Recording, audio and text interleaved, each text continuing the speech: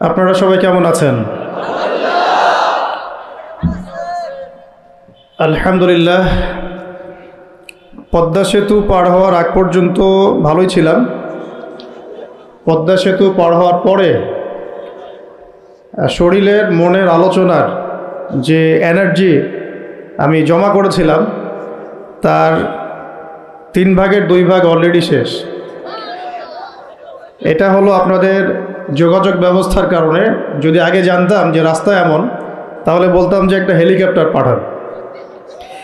তো আমি আসছিলাম আর ভাবছিলাম, আমরা গল্প করছিলাম আর কি, যে এই এলাকার এমপি কে ছিল? পলাতক এমপি। তো হ্যাঁ, তো সে আমার ছোট ভাই আমাকে বলছে যে ভাইয়া সে তো back to back 2 bar MP ছিল নাকি 3 বার। আমরা উত্তরবঙ্গ সফর করেছি, একদম কুড়িগ্রাম, নীলফামারী, লালমনিরহাট, এগুলো তো যে মঙ্গা কবলিত এলাকা বলে, আপনারা জানেন কি না? তো ওই এলাকাগুলোতেও রাস্তাঘাটের অবস্থা এর চেয়েও ভালো। মানে বিভিন্ন এলাকার তৎকালীন যারা তাগুতি শাসক ছিল আর কি, এক কথায় তাগুতি শাসক, তারা কেউ কেউ খেয়েছে, লুটে পুটে খেয়েছে, কিন্তু একটু ইনসাফের সাথে খেয়েছে আর কি। কিন্তু আপনাদের এলাকার অবস্থা দেখে মনে হলো যে এখানে খাওয়ার মধ্যে ইনসাফ ছিল না। হ্যাঁ, বেইনসাফি খাওয়ার, আল্লাহ ভালো জানেন। এখন তাহলে কাদেরকে নিয়ে আপনি হিন্দুস্তানকে মোকাবেলা করতে চাচ্ছেন? কাদেরকে নিয়ে আপনি যে রামবাম প্রগতিশীল এবং এই ইসকন টিসকনকে মোকাবেলা করতে যাচ্ছেন? কাদেরকে নিয়ে? আবেগ দিয়ে তো হবে না।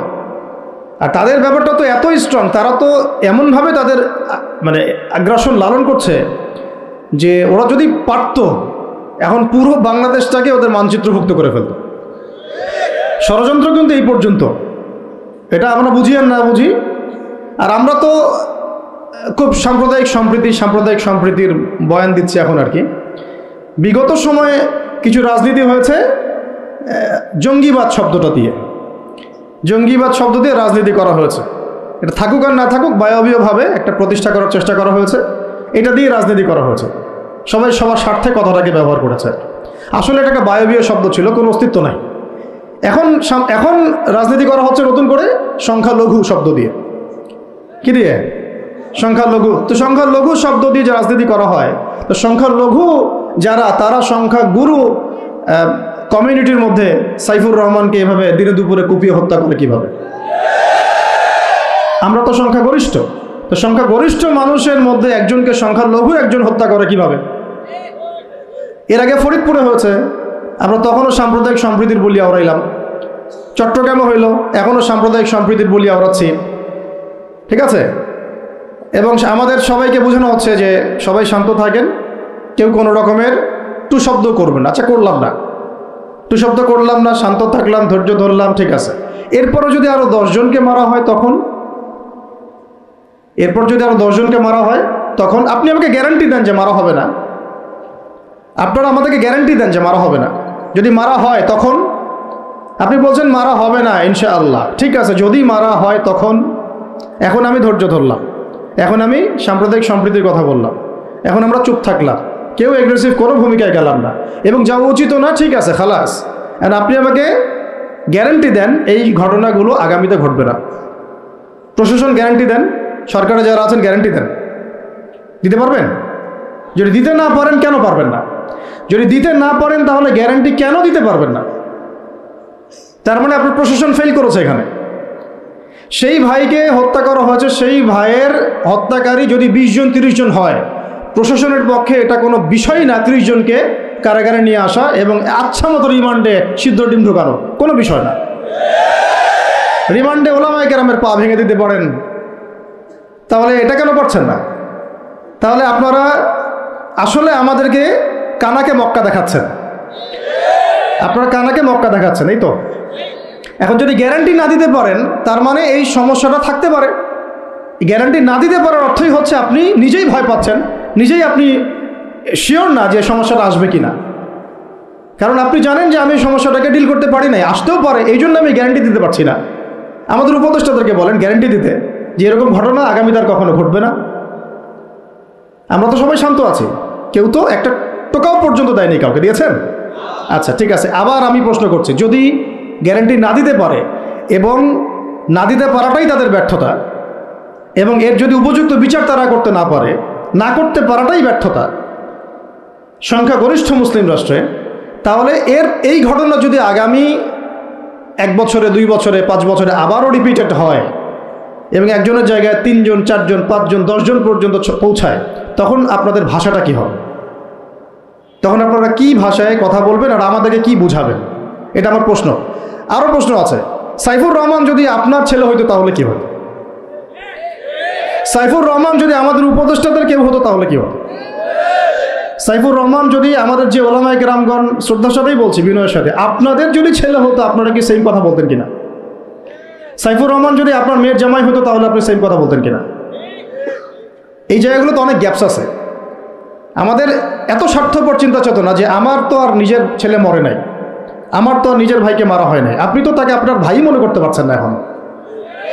এখন পর্যন্ত আপনি সাইফুর রহমানকে আপনার ভাই মনে করতে পারেন নাই। সবাই চুপ। আর আমাদের কিছু সুরসুরি মানহাজের কিছু মানুষ আছে, সুরসুরি আর গিরগিটি মানহাজ, মানে তাগুতের নাম এক্স হইলেও তার পক্ষে, ওয়াই হইলেও তার পক্ষে, জেড হইলেও তারই পক্ষে, সবসময় চুপ। একদম সুরসুরি মার্কা ঠান্ডা ঠান্ডা মানহাজ মানুষকে দেওয়া হয় এবং তারা একটু জনপ্রিয়, এই কারণে জনগণও চুপ হয়ে যায়। তাদের একটা স্ট্যাটাস দেখে মানুষ চুপ। হ্যাঁ, আমার তো আকাবির, আমার তো অমুক, আমার স্কলার এই বলছে, আমার শায়েক এই বলছে, বাস আমি চুপ। আপনি তো নিজের চিন্তাটাকে বিক্রি করে দিয়েছেন মানুষের কাছে, নিজের চিন্তাটাকে আপনি বিক্রি করে দিয়েছেন। একজন সেলিব্রিটি স্কলার এসে একটা স্ট্যাটাস দিল যে সবাই শান্ত থাকেন, কেউ কোনো কথা বলবেন না। কেন কথা বলবো না আমি? শান্ত থাকেন বলার আগে আপনার বলা উচিত ছিল যে আমার ভাইকে এভাবে মারা হয়েছে, আমি তীব্র নিন্দা জানাই এবং এর বিচার আমি দাবি করি। তারপরে আপনি বলতে পারতেন আপনারা শান্ত থাকেন, আমরা বিষয়টা ডিল করছি। এই যে ব্রেন ওয়াশ, এই যে আমাদের একটা জজবাকে এভাবে দমন করে দেওয়া হচ্ছে, এর ফলাফল কিন্তু আপনাদেরকে ভোগ করতে হবে। আচ্ছা ঠিক আছে, 10 জন মারা হলো, চুপ করে থাকেন, ভালো কথা। আরও 100 জন মারা হলে তখনই কি চুপ করে থাকবেন? যদি একটা জেলার উপর আক্রমণ হয় তখনই কি চুপ করে থাকবেন? আপনারা শয়তান থেকে পালাতে চাচ্ছেন, কিন্তু শয়তান তো আপনাকে ছাড়বে না। আপনি কিছু বলেন আর নাই বলেন, আমি বলছি না এখনই বলেন, আমি বলছি আপনি এই হত্যার উপযুক্ত বিচার আমাদের সামনে নিশ্চিত করেন। জাতির সামনে এই 20-30 জন লোককে হাজির করে প্রকাশ্যে ফাঁসি দিয়ে দেখান যে হ্যাঁ আমরা সাইফুর রহমানের পক্ষে আছি। কিছুই করতে পারেন নাই পর্যন্ত, আপনারা কিছুই করতে পারেন নাই। ফরিদপুরের ঘটনা কিছু করতে পারেন নাই। এরকম ঘটনা বিচ্ছিন্ন না, এরকম ঘটনা বাংলাদেশের লাস্ট 5 বছরে এবং বিগত 15 বছরে অনেকগুলো হয়েছে। কিছু ঘটনা আমরা জেনেছি, কিছু ঘটনা আমরা জানি না, বেশিরভাগই আমরা জানি না। তো এই যে সমস্যাগুলো আমি সিরাত থেকে কেন বলছি, কারণ সিরাতে আপনাকে এগুলো সমাধান দিবে। আর এই বিষয়টা আমাকে খুব পীড়া দিচ্ছে ভিতর থেকে, যেটা আমাদের আচরণ, আমরা যে এত বেশি মানে দাসত্বের একটা ইয়াতে চলে আসছি, মেজাজটা আমাদের দাসত্বের মতো চলে আসছে। আমরা শত্রুর চোখে চোখ রেখে কথাই বলতে পারি না। শত্রুর চোখে চোখ রেখে কথা না বললে তো সে আমাকে দাম দিবে না। কই, সে তো চায়নার সাথে এসব ডিল করতে পারে না, সে তো ইভেন পাকিস্তানের সাথেও তো পারে না। পাকিস্তানে কি খুব মুসলিমদের ঐক্য আছে নাকি? নাই তো। ওর ইন্টারনাল অবস্থা তো আমাদের চেয়ে অনেক সময় খারাপ। কয়েকটা পারমাণবিক বোম আছে, এই কারণে তার দিকে তাকাতে পারে না। স্বাধীনতার 50 বছরে কয়টা মিসাইল তৈরি করলেন? একটাও তো তৈরি করার ফিকির করলেন না। তাহলে বিগত 50 বছরের ইতিহাস যদি আমরা ঘাঁটি, তাহলে দেখব যে যত রকমের মানব রচিত তন্ত্রমন্ত্র আছে, এই তথাকথিত গণতন্ত্রই বলেন, আর এই জাতীয়তাবাদের কথাই বলেন, আর এই তথাকথিত ধর্মনিরপেক্ষতাবাদ, আর এই কমিউনিজম যা আছে সব ফেল করেছে।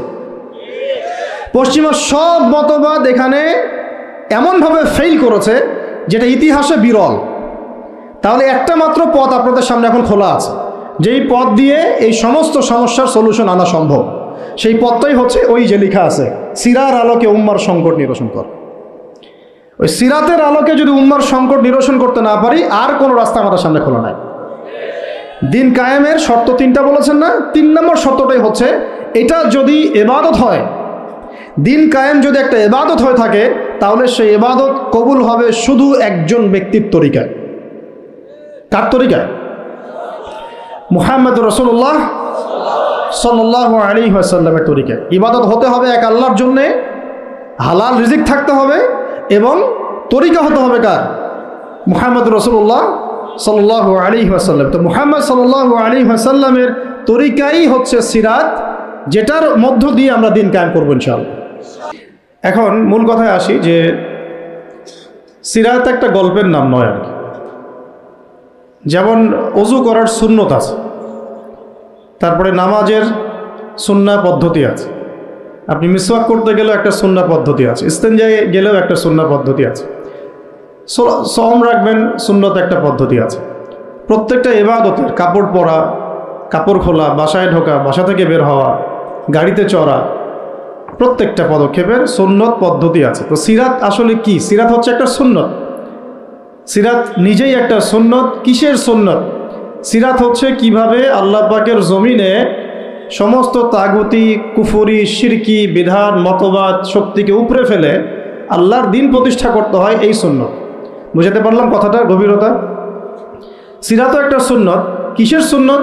কিভাবে একটা কুফরি সমাজকে উৎখাত করতে হবে, একটা তাগুতি সিস্টেমকে চেঞ্জ করতে হবে, কিভাবে আল্লাহদ্রোহী শক্তিকে পরাজিত করতে হবে, কিভাবে যেখানে লা ইলাহা ইল্লাল্লাহ মোটেই নাই সেখানে সেটা কায়েম করতে হবে।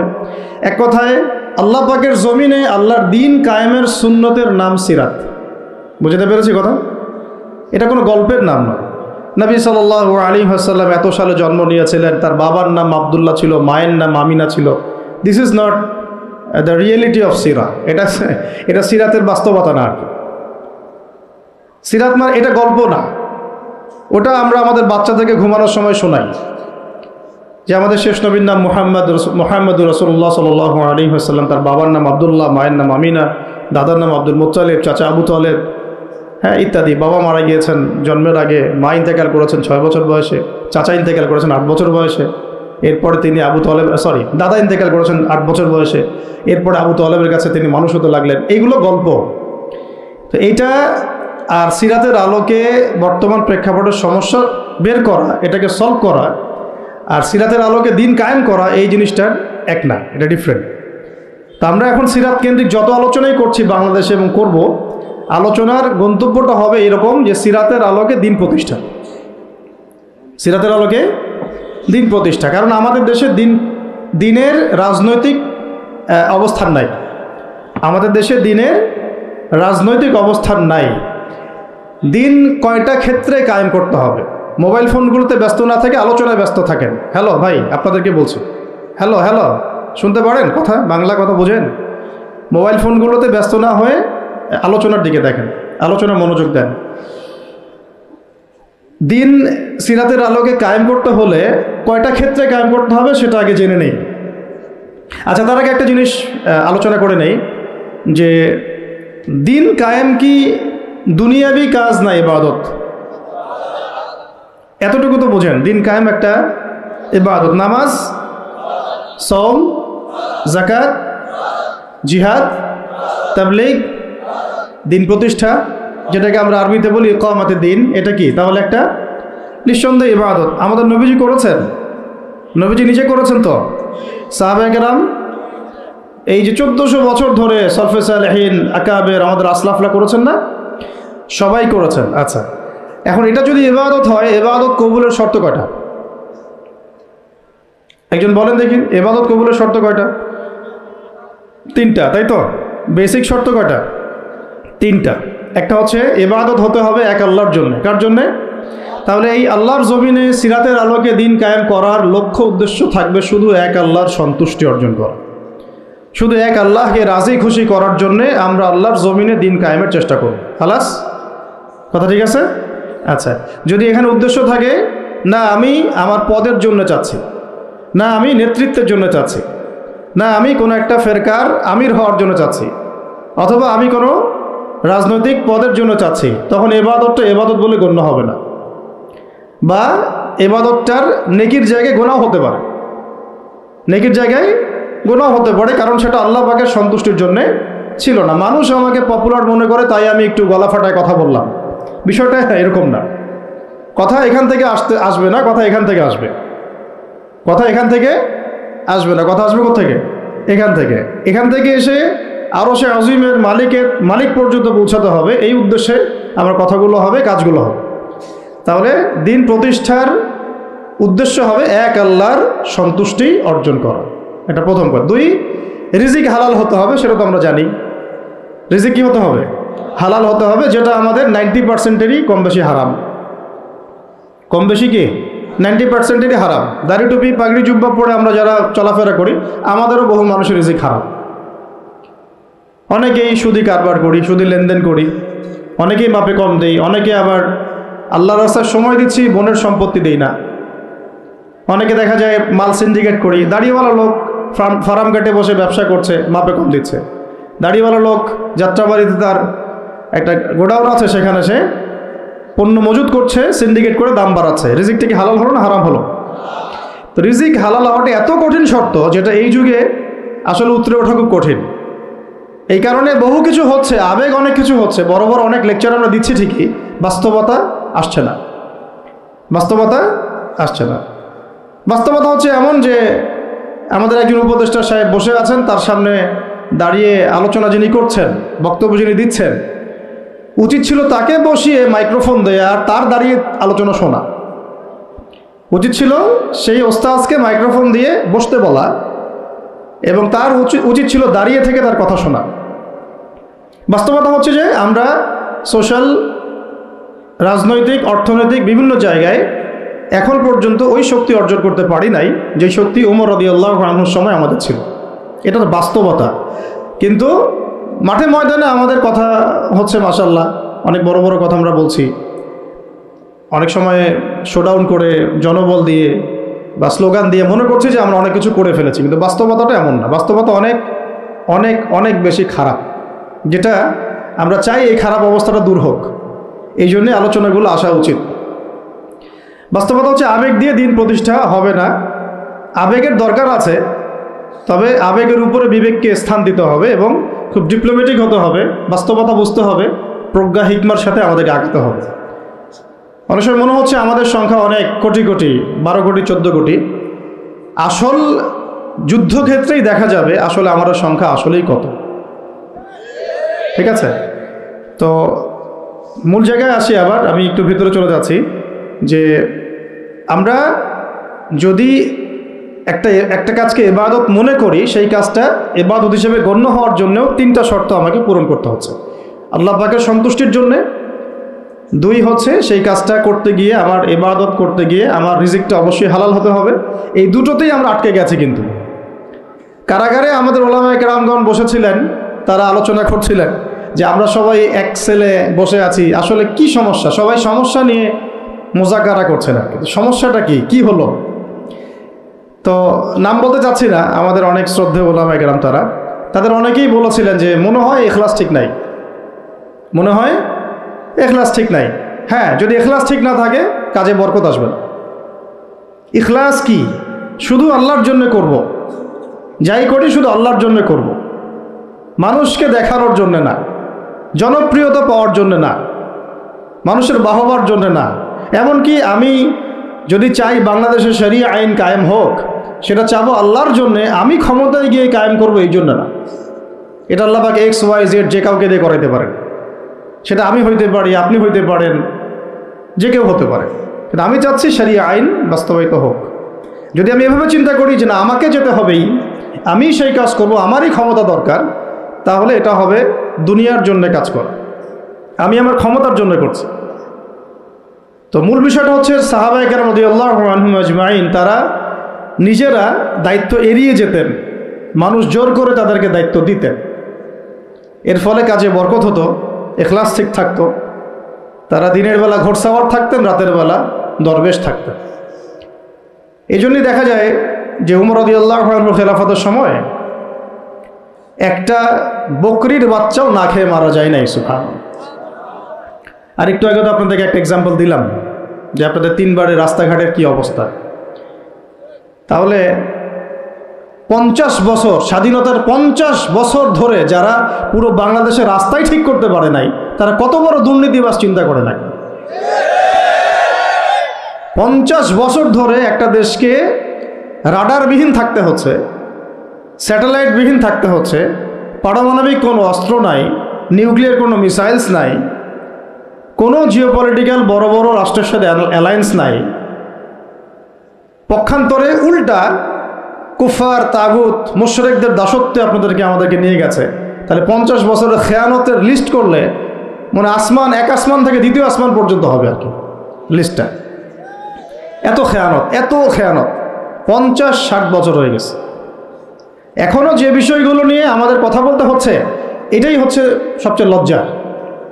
এই বিগত স্বাধীনতার 50 বছরে আমাদের এমন একটা জেনারেশন রেডিমেড পাওয়া উচিত ছিল, যাদের ঘরে ঘরে আলেম, ঘরে ঘরে হাফেজ। এখন ঘরে ঘরে খুঁজলেও, বোম মারলেও আলেম বের হয় না, ঘরে ঘরে খুঁজে ছান মারলে একটা করে হাফেজ বের হয় না, আলেম বের হয় না। ঘরে ঘরে ছান মারলে যে কোনো একটা টিকটকার ঠিকই বের হয়। এই বাস্তবতা।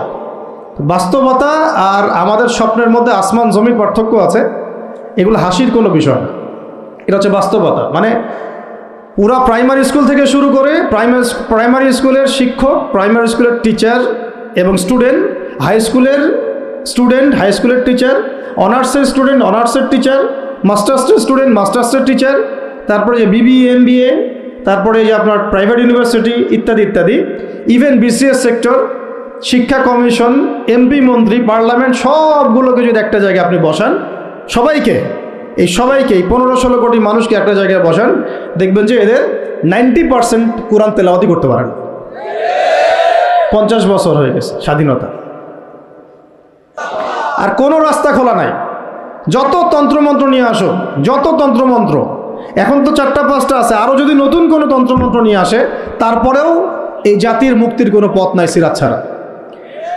এখন আমাদেরকে আগে সিরাত পড়তে হবে ভাই, সবাইকে আগে সিরাতটা পড়তে হবে। সিরাত পড়লে পরে আপনারা বুঝতে পারবেন যে ইনশাআল্লাহ তাআলা কোন পথে আমাদেরকে হাঁটতে হবে। এখানে টপিক অনেক ডিপ দেওয়া হয়েছে, অত ডিপে গেলে আমাদের সারা রাত চলে যাবে। আমি শুধু ভাষা কয়েকটা পয়েন্ট বলতেছি, একটু মনোযোগ দেন।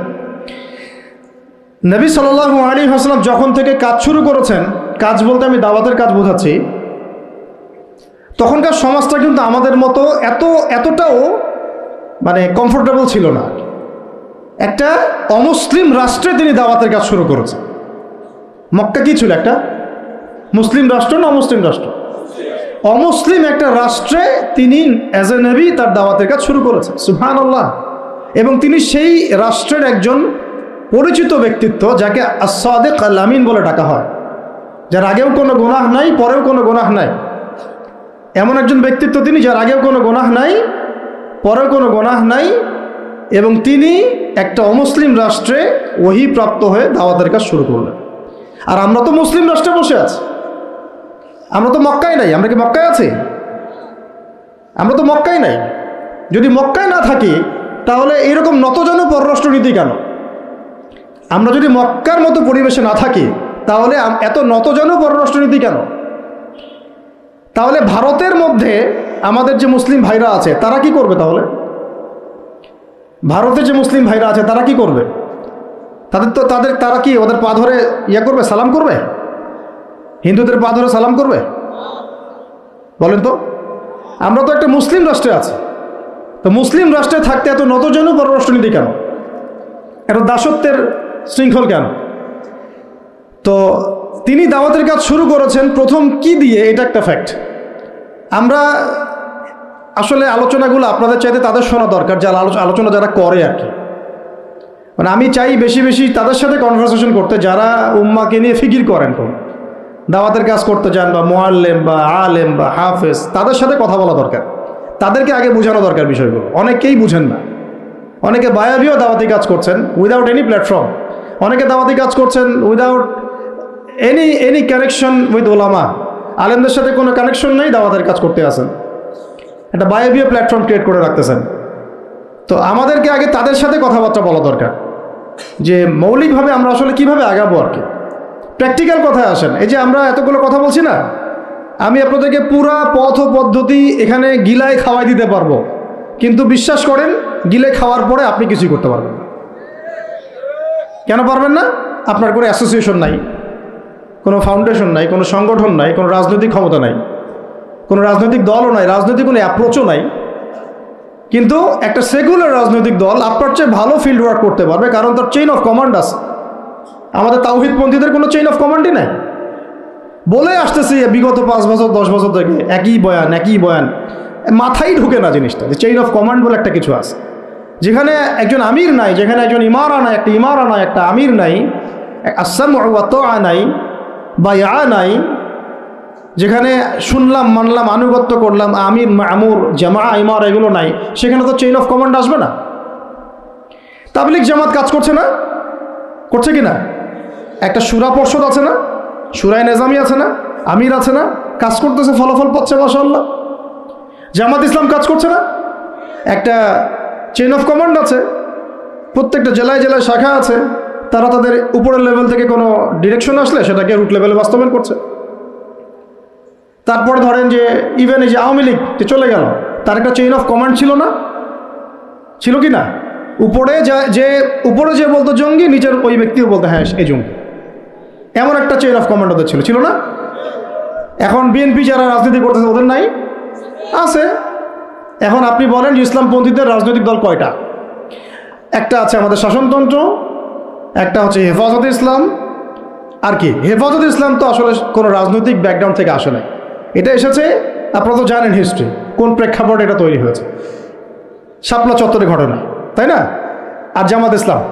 আর কথা হচ্ছে যে আমাদের তো মানে পৃথক পৃথক প্ল্যাটফর্মগুলোর মধ্যে একটা ঐক্যবদ্ধ সমন্বয় সবার আগে দরকার, তারপরে আমাদের একটা বৃহত্তর চেইন অফ কমান্ড দরকার। তখন কি হতো যে উপর থেকে একটা কিছু ছেড়ে দিলে একদম নিচ পর্যন্ত আসতে সময় লাগতো না। এখন এগুলোর বাইরে আবার যারা চান যে না কোরআন এবং হাদিস, ইসলামী ইমারা শরিয়া এগুলো বাস্তবায়ন হবে, দাওয়াতের সাথে সাথে জিহাদ থাকতে হবে, এবং আমরা কোনো গণতন্ত্র সেকুলারিজম এইসব পশ্চিমা আদর্শে যাব না, তারা ফেসবুকে বায়োবিও ঘুরে বেড়াচ্ছেন। সব ফেসবুকে বায়োবিও ঘুরে বেড়াচ্ছেন, ইউটিউবে ইন্ডিভিজুয়ালি কাজ করছেন, সবার নিজস্ব স্বতন্ত্র মার্কাস, মাকতাবা ইত্যাদি, কোনো সমন্বিত প্রয়াস নাই। এইভাবে তো হবে না। এইভাবে কি হবে? সর্বোচ্চ এককভাবে কিছু দাওয়াত দেওয়া যাবে। কিন্তু নবী সাল্লাল্লাহু আলাইহি ওয়াসাল্লাম ওহী প্রাপ্ত হওয়ার পরেই দাওয়াতের যে কাজ শুরু করলেন, এটাই চেইন অফ কমান্ড। সুবহানাল্লাহ। একটা জামার মধ্যে তিনি সবাইকে নিয়ে আসছেন। খেয়াল করে দেখেন, প্রথম ওহী আসলো কি সংক্রান্ত? ইকরা বিসমি রাব্বিকাল্লাযী খালাক। এই তো পড়ুন আপনার রবের নামে যিনি আপনাকে সৃষ্টি করেছে। তো পড়া তিনি কি পড়তে পারতেন? তিনি তো পড়তেও পারতেন না। তিনি তো বলছিলেন যে মা আনা বিকারি, আমি তো পড়তে জানি না, তারপরে তাকেই পড়তে বলা হচ্ছে। আপনি পড়ুন, কারণ এই জ্ঞানতাত্ত্বিক রেভলিউশন ব্যতীত সমাজ সংস্কার সম্ভব না। এখন আমরা সমাজ সংস্কার সবাই করতে চাচ্ছি, কম বেশি সবার জায়গা থেকে, পড়াশোনা কেউ করতে চায় না।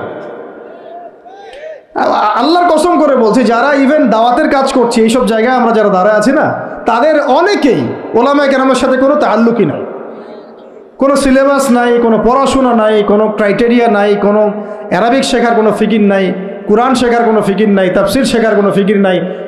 আমি দাওয়াতের কাজ করতেছি, সুবহানাল্লাহ, মানুষ আমাকে সেলিব্রিটি মনে করে, দ্যাটস অল। এভাবে হয়? এভাবে কি দাওয়াতের কাজ হয়? অথচ নবী সাল্লাল্লাহু আলাইহি ওয়াসাল্লামকে আল্লাহ পাক পড়তে বলছেন। তাহলে প্রথম দরকার আমাদের জ্ঞানতাত্ত্বিক রেভলিউশন, যেটা বললাম যে বিগত 50 বছরে অলরেডি আমাদের ঘরে ঘরে একজন করে আলেম, একজন করে হাফেজ থাকা উচিত ছিল। এটা বিগত 50 বছরের শিক্ষা সিস্টেমটা এমনভাবে সাজানো হয়েছিল যেটা একটা ধর্ম নিরপেক্ষ শিক্ষা সিস্টেম। এটা এই যে একটা ছেলে বসে আছে 30 বছর বয়স, ওর তো অধিকার ছিল যে সে এসএসসি এইচএসসি অনার্স মাস্টার্স লেভেলে এসে কোরআনের অর্থ করার যোগ্যতা অর্জন করবে। এটা তার রাইটস ছিল অ্যাজ এ মুসলিম কান্ট্রির একজন সিভিলিয়ান হিসাবে। তার রাইটস ছিল এটা, যে আমি একজন মুসলিম কান্ট্রির সিভিলিয়ান, আমার রাইটস আছে স্কুলে গিয়ে কোরআন শেখার, কলেজে গিয়ে কোরআনের তাফসীর শেখার, অনার্স লেভেলে গিয়ে হাদিস পড়তে শেখার, হাদিসের মুতাআলা করার। ইভেন সে মাস্টার্সের পরে ইফতা দেওয়ার মতো যোগ্যতা অর্জন করতে পারতো যদি শিক্ষা সিস্টেমটার মধ্যে সমন্বয় থাকতো। কিচ্ছু করা হয় না এইসব লেভেলে। 50 বছর ধরে এই জাতিকে শিক্ষার অন্ধকারে রাখা হয়েছে। কওমি মাদ্রাসাগুলো যদি না থাকতো, এই দেশ থেকে ইসলামকে মিটাই ফেলে দিত এরা। এটা বাস্তবতা। আলিয়া মাদ্রাসার একটা চমৎকার সিলেবাস ছিল, কিন্তু আস্তে আস্তে ওটাকে এমনভাবে বিকৃত করছিল, এটাকে এমনভাবে দলীয়করণ করেছিল যে ওখান থেকে, আরে ওয়াল্লাহি আমি বলছি, আল্লাহর কসম করে বলছি, আমি নিজেও ভাইবা নিয়েছি অনেকে, 3টা সেন্টেন্স দিলে 3টা সেন্টেন্সের পার্থক্য করতে পারছে না। বিশ্বাস করবেন কি সেন্টেন্স? একটি কিতাব, এটি একটি কিতাব, এই কিতাবটি, 3টা সেন্টেন্স আরবি করতে দিয়েছি, গত পরশুদিন করতে পারে নাই, কামিল পাস। একটি কিতাব, এই কিতাবটি, আর এটি একটি কিতাব, 3টা সেন্টেন্সের পার্থক্য করতে দিয়েছে। কিচ্ছু না এটা, এটা মাদানী নেসাবের প্রথম বছরের পড়া। তাহলে সিগা ধরছি, গর্দান বলতে পারতেছে না, এবারও দিতে দিলে এবারও দিতে পারছে না। এটা পারবে না তো জেনারেল মানুষের, আপনারা তো ইসলামিক লাইনে পড়েছেন, আপনারা পারবেন না কেন? কেন পারবেন না? তাহলে কি পড়াশোনা করলেন? ওখানে তো 10 বছর সময় ঢেলে দিয়েছে। একজনকে জিজ্ঞাসা করলাম যে একটা যে কোনো একটা আয়াত শোনাচ্ছে, ওই যে সূরা হামিম শেষের একটা আয়াত বললো, কি জানি, ওই যে ইন্নাল্লাযীনা ক্বালু রাব্বুনাল্লাহ সুম্মা ইসতাকামু তাতানাজ্জালু আলাইহিল মালায়েকা, এই যে আয়াতটা আছে না, আল্লা তাখাফু ওয়া লা তাহজানু। ঠিক আছে ভাই, এখন অর্থটা বলেন। অর্থ বলতে পারে না। তাতানাজ্জালুর গর্দান দেন, মাজদার বলেন, বলতে পারে না। আলিয়া মাদ্রাসা থেকে পড়াশোনা করেছেন, দাখিল আলিম ফাজিল করেছেন, বলতে পারে না। এটা আপনারাও জানেন, ওলামায়ে কেরাম যারা বসে আছেন, যে অবস্থা কি। শুধু কওমি মাদ্রাসাগুলোর এই মেহনতগুলো যদি না থাকতো, তাহলে অরিজিনাল ইসলামকে তারা মিটাই ফেলে দিত বাংলাদেশ থেকে। টিকে আছে এখন। কিন্তু আমি ওইদিকে যাচ্ছি না, ওইটা অন্য আলোচনা। এটা আমাদের ভিতরের কথা। কথা হচ্ছে একজন জেনারেল শিক্ষিত ছেলে, যে এদেশের মুসলিম নাগরিক, তার রাইটস আছে প্রাইমারি স্কুলে সে কোরআন তেলাওয়াত করা শিখবে। শিখতে পারে নাই কেন? কেন পারে নাই? পিতা মাতাও তো মাশাআল্লাহ সুবহানাল্লাহ সেই কোয়ালিটি। ছেলে 10 বছরে কিছু শিখুক না শিখুক, বাংলা ইংরেজি অঙ্ক তাকে শিখতে হবে। কোরআন হাদিস এগুলো তো কোনো বিষয়, এগুলো কোনো বিষয় হলো? আপনাদের কাছে আল্লাহর কসম এগুলো দামি নাই। ওই একদিন 2 দিন ওয়াজ মাহফিলে আইসা আবেগ দেখান। কোরআন হাদিসের পরে যদি মহব্বত থাকতো, ছেলেকে তো আলেম বানাইতেন আপনি, ছেলেকে তো আপনি একজন হাফেজ বানাইতেন কমপক্ষে। আপনি তো ছেলেকে এমনভাবে গড়ে তুলেছেন, আপনার জানাজাই পড়তে পারবে না। সেদিন আমরা টাঙ্গাইলে একজনের জানাজা পড়তে গেছে, এক পরিচিত ভাইয়ের আম্মা মারা গিয়েছেন। তো ওই দিন গিয়ে একটা আক্কেল হলো, শিক্ষা হলো, যে যদি আপনি ছেলে মেয়েকে যদি আলেম না বানিয়ে যান, ছেলেকে যদি আলেম না বানিয়ে যান, সঠিক জানাজাটাও মনে হয় ভাগ্যে জুটবে না। হ্যাঁ, একটা মুনাসিব জানাজাও ভাগ্যে জুটবে না। তো আমাদের এই স্কুল কলেজ পড়ুয়া ছেলে মেয়েদের রাইটস ছিল এগুলো শেখা, শিখতে পারে নাই। অনার্সে পড়ে তার বয়স কত? 20 থেকে 25 বছর। 25 বছরে সে 25টা সূরা জানে না, 25টা সূরার নামই জানে না, 25টা সূরার নাম বলতে পারবে। কোরআন বিধান কায়েম করতে আসছেন আপনি, সুবহানাল্লাহ, 25টা হাদিস বলতে পারেন না, 25 জন নবীর নামও বলতে পারে না। ইভেন আমাদের নবী সাল্লাল্লাহু আলাইহি ওয়াসাল্লামের সিরাতের জীবনীটা, পাতলা কিতাবটাও সে কখনো জীবনে পড়ে দেখে না। এই অবস্থা মাস্টার্সেও বিসিএসও সব জায়গায় একই চলছে। বিসিএসের যে ভাইবা হয়, সেখানে কি ইসলাম ধরা হয়? বিসিএসের ভাইবা যখন হয়, তখন তাকে কোরআন তেলাওয়াত জিজ্ঞাসা করা হয়? তাহলে আপনি কোরআন তেলাওয়াত করতে পারেন না, রাষ্ট্র চালাবেন কীভাবে? কোরআনের সাথে কোনো তাল্লুক নাই। তার মানে আপনাদের কনসেপ্ট হচ্ছে রাষ্ট্র আলাদা, কোরআন আলাদা, মানে রাষ্ট্র চালাতে কোরআন লাগে না। আপনার কনসেপ্ট এটাই। হ্যাঁ, না হলে তো কোরআনটা আপনি আনতেন সিলেবাসে, তাফসির আনতেন, হাদিস আনতেন, সিরাত আনতেন। আপনার কনসেপ্ট হচ্ছে রাষ্ট্র আলাদা, কোরআন আলাদা, হাদিস আলাদা, এগুলো পড়াশোনা আলাদা, ব্যাংকিং সিস্টেম, ইকোনমিক্স আলাদা, ইসলাম আলাদা, তাই না?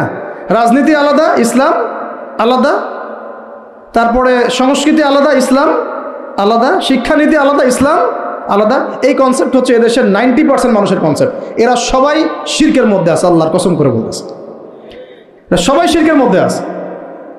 এরা সবাই ধর্মনিরপেক্ষ, সেকুলার। এই বাদ দিয়ে আমরা যারা দাড়ি টুপিওয়ালা কিছু মানুষ আছি, আমরা একটু মৌলবাদী চিন্তা করি আর কি। আমরা চিন্তা করি যে ইসলাম ব্যক্তিগত জীবনেও থাকবে, সংস্কৃতির মধ্যেও থাকবে, শিক্ষানীতিতেও থাকতে হবে, অর্থনীতিতেও থাকতে হবে, ইভেন রাজনীতির মধ্যেও থাকতে হবে। এই কনসেপ্টটা না আসলে এখনো মুসলমান হনই নাই। এই কনসেপ্টটা না আসা মানে এখন পর্যন্ত কালিমা লা ইলাহা ইল্লাল্লাহ এটা বুঝেনই নাই আপনি, মুখে পড়েছেন, দ্যাটস অল। এই কারণেই তো লা ইলাহা ইল্লাল্লাহ পড়ার পরেও মোদির পা চাটান বসে বসে। এই কারণেই, কারণ ওই লা ইলাহা ইল্লাল্লাহ তো আপনাকে ওটা শিখাই নাই, যে আপনি এক আল্লাহর সার্বভৌমত্বের স্বীকৃতি দেন নাই। তো এই হলো সমস্যাগুলো। তো সমস্যার গোড়ায় অনেক কথা আছে। এখন নবী সাল্লাল্লাহু আলাইহি ওয়াসাল্লাম কিন্তু দাওয়াতের কাজটা এই যে সিরাতের আলোকে যেটা বলছেন সমাজ সংস্কার এবং দিন প্রতিষ্ঠা এবং সমকালীন সব সংকট দূর করা, এটা শুরু করতে হবে জ্ঞানতাত্ত্বিক রেভলিউশন থেকে। পড়াশোনা করা শুরু করে দেন, আদারওয়াইজ আপনাদের সামনে ধ্বংস ছাড়া কিচ্ছু বাকি নেই। কি পড়াশোনা করবেন? অবশ্যই ইসলামিক কারিকুলাম থাকতে হবে। এরপরে আপনি জেনারেল লাইনের পড়াশোনা করেন, কোনো সমস্যা নাই। আর এই পড়াশোনা একা একা করা যাবে না, ওস্তাদের সহবত লাগবে, ওলামায়ে কেরামের সহবত লাগবে। আমি তো এটা বলি যে আপনি কারো লেকচার শোনার আগে আপনি আগে চেক করবেন যে তার ওস্তাদ কে, কোথায় সেদিন শেখে, কার কাছ থেকে সেদিন শেখে, কোত্থেকে সে এই ইলমগুলো অর্জন করছে, তার লোক কোথায়। আবেগে ভাসলে হবে না এখন বিষয়টা। তো পড়াশোনার এখন যে আরও 20 বছর পড়াশোনা না করে আমি কোনো কাজ করতেই পারবো না এমনটাও না, কিন্তু পড়াশোনা আগে শুরু করে। এখন আপনার কাজ পড়াশোনা শুরু করা, ইকরা বিসমি রাব্বিকাল্লাযী খালাকের হক আদায় করা এবং ওস্তাদের সহবতে থাকা। যেমন জেনারেল লাইনে পড়েছেন 20 বছর, একা একা কি পড়েছেন না, প্রতিষ্ঠানে গিয়েছেন, ডেইলি ক্লাস করেছেন, টিচারের সহবতে ছিলেন, বেতন দিয়েছেন, মেসে থেকেছেন, তারপরে আরও কি করেছেন, বাবার জমি বিক্রি করে দিয়েছেন, বাবা মায়ের জমি বিক্রি করে। সেম অন্ততপক্ষে এতটুকু যতটুকু আপনি জেনারেল লাইনের জন্য করেছেন, জেনারেল লাইনে যদি যতটুকু করেছেন, ত্যাগ, শ্রম, মেধা খরচ, কষ্ট স্বীকার করা, এর যদি অর্ধেকও যদি দিন শিক্ষার জন্য করতে না পারেন, আপনি নিজেও মুনাফেক। আমরা নিজেরাও মুনাফেক তখন। বেশক আমাদের মধ্যে নেফাকি আছে, সুবহানাল্লাহ। আপনি একটা ডিগ্রির জন্য একেবারে 20 বছর ঢালতে পারেন, 20 কোটি টাকা ঢালতে পারেন, বাপের জমি বিক্রি করতে পারেন, মেসে থাকতে পারেন, ঢাকা বিশ্ববিদ্যালয়ের সেই লাইফ লিড করতে পারেন, এক বিছানায় 2 জন থাকি, ফ্লোরের মধ্যে ফ্লোরিং করে থাকা, হ্যাঁ, হাজার হাজার লাখ লাখ টাকা খরচ করা, কষ্ট করে সকালে ওঠা, রাত জাগা, পড়া, পরীক্ষা দেওয়া, অ্যাসাইনমেন্ট, কত কি। আমি তো জানি এগুলো, আপনারা তো অনেকে না জানেন, আমি তো জানি, আমরা তো ইউনিভার্সিটিতে পড়েছি। তো এই পরিশ্রমগুলো আপনি করছেন অনলি ফর একটা সার্টিফিকেট আর একটা চাকরির জন্যে, আর এর 10% কেন 5% আপনি করতে চান না দিনী শিক্ষার জন্যে। তো আমি মুনাফেক না হলে এই পৃথিবীতে আর মুনাফেক কে আছে? তো এই মুনাফেকদেরকে দিয়ে আপনি দিন কায়েম করবেন নাকি? শোনেন, আবেগ দিয়ে বিপ্লব হয়। আবেগ দিয়ে কি হয়? আবেগ দিয়ে বিপ্লব হতে পারে, আবেগ দিয়ে শরিয়া খিলাফা কায়েম হয় না। আবেগই হয়ে একটা বিপ্লব হতে পারে, কিন্তু আবেগ দিয়ে শুধু আবেগ দিয়ে শরিয়া খিলাফা কায়েম হবে না। শরিয়া খিলাফা কায়েম হয়েছে কাদের হাতে? সাহাবীদের হাতে। কাদের হাতে? আমাদের জিন্দেগি যখন সাহাবীওয়ালা হবে তখন শরিয়া কায়েম হবে। পড়াশোনা করে না, সাহাবীওয়ালা জিন্দেগি কীভাবে যাপন করবে? ওলামায়ে কেরামের সাথে তাআল্লুক নাই, সাহাবীওয়ালা জীবন কীভাবে যাপন করবে? নামাজের ঠিক নাই, সাহাবীওয়ালা জীবন হইল কীভাবে? কোরআন তেলাওয়াত করতে পারেন না, সাহাবীওয়ালা জীবন হইল? দিনের জন্য আমর বিল মারুফ নাহি আনিল মুনকারের কাজ নাই, ওই যোগ্যতাও নাই, তাহলে সাহাবীওয়ালা জীবন হইল কি? চেহারা সুরতের মধ্যে ইসলাম নাই, সুন্নতের প্রতি পাবন্দি নাই, সাহাবীওয়ালা জিন্দেগি হলো কি? সাহাবীদের হাতে বদর যুদ্ধ হয়েছে, জয়লাভ করেছে। উহুদ প্রায় জিতেইছি, এটা জিতেই বলা যায়, সাময়িক বিপর্যয় হয়েছে। খন্দক, খায়বার, মুতায়ার মুখ কাঁপিয়ে দিয়েছে কারা? সাহাবীরা। তো সাহাবীওয়ালা ইমান, সাহাবীওয়ালা আমল, সাহাবীওয়ালা আখলাক, সাহাবীওয়ালা মেহনত হলে পরে বাংলার মাটিতে দিন কায়েম হবে। না হওয়া পর্যন্ত এই লাভঝাপ করতে থাকা, আজকে এই বিষয় কালকে ওই বিষয়, আজকে এই ইস্যু কালকে এই ইস্যু, এগুলোই চলতে থাকবে। আমরা এটা চাই না। আমরা চাই এখন যেহেতু দাওয়াতের একটা সুবর্ণ সুযোগ আমাদের সামনে এসেছে, এখন যেহেতু আল্লাহ পাক, এটা আল্লাহ পাকের রহমত, এখানে সবাই ক্রেডিট নেওয়ার প্রতিযোগিতায় লিপ্ত আছে। আমার ক্রেডিটে হয়েছে, আমি এই করেছি, আমি সেই করেছি। এখন তো এমন দেখা যাচ্ছে যে ওই সময় কিছু বলেও নাই, সেও এসে এখন প্রধান উপদেষ্টার পাশ আটতেছে বসে বসে। কি সুবহানাল্লাহ! মানে রক্ত দিল এক ভাই, মানে বছরের পর বছর কারাগারে পচে মরল একদল, বছরের পর বছর, দিনের পর দিন, মাসের পর মাস আয়না ঘরে ধুকে ধুকে মরল আর একদল। ঠিক আছে, বললাম তখন থেকে বের হলে কেউ সুস্থ থাকে না। বছরের পর বছর মামলা মোকদ্দমা হচ্ছে একদল, এক একজনের ঘাড়ে 3টা 4টা 5টা 10টা 20টা করে মামলা। হ্যাঁ, তারপরে বছরের পর বছর এই ফ্যাসিজমের বিরুদ্ধে দাঁড়ানোর কারণে দেশ থেকে বিতাড়িত হয়েছে একদল, হয় নাই? শাপলা চত্বরে রক্ত দিয়েছে আর একদল। তারপরে এই ছাত্র ভাইদের হাজার হাজার পঙ্গু হয়ে পড়ে আছে বিভিন্ন জায়গায় আর একদল, আর শত শত মানুষ রাস্তায় প্রাণ দিল আর একদল, আর উড়ে এসে জুড়ে ক্ষমতায় বসলো আর একদল। সার্কাস চলতেছে, এবং এখন তাদের লেজুর ভিত্তি করতেছে আরেক দল। তাদের লেজুর ভিত্তি করতেছে নতুন আর একটা সম্প্রদায়, নতুন এক প্রাণী। তা চক্ষুর লজ্জাও নাই এদের, চক্ষুর লজ্জাটুকুও না। আগে যখন এক তাগুত ছিল তখন তার পা চাটতো, সুবহানাল্লাহ, এবং ওই তাগুতের এগেনস্টে যদি কেউ কথা বলতো তাকে বলতো খারেজি। কি বলতো?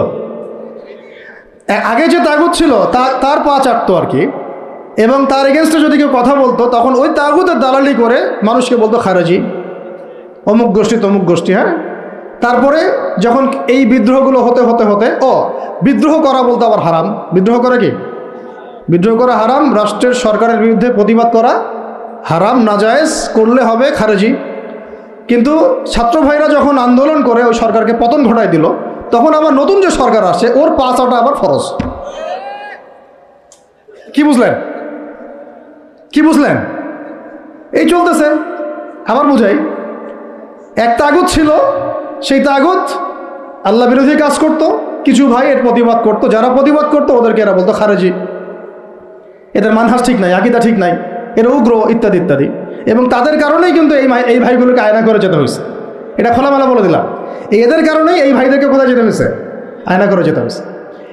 তারপরে ছাত্র ভাইরা দেখা গেল যে বিপ্লব করে, প্রতিবাদ করে একদম এই সরকার ফেলে দিল।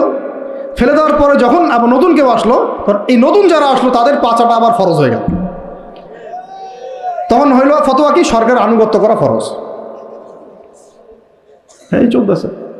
ইসলাম শিখতেছেন এদের কাছ থেকে আপনারা অনেকেই। যাক, আমি এগুলো বলতে গেলে একটু হাইপার হয়ে যায়, আল্লাহ পাক মাফ করেন। আস্তাগফিরুল্লাহ আল্লাযী লা ইলাহা ইল্লা হুয়াল হাইয়ুল কাইয়ুম ওয়া আতুবু ইলাইহি। মূল পয়েন্টে আসি, অনেক লম্বা আলোচনা করতে পারবো না। এই শুরুটা করবেন কোত্থেকে বলেন? না, শুরুটা করবেন একবার ইখলাস ঠিক রাখা। দিন কায়েম করবো সিরাতের পদ্ধতিতে, অন্য কোনো পদ্ধতি আছে?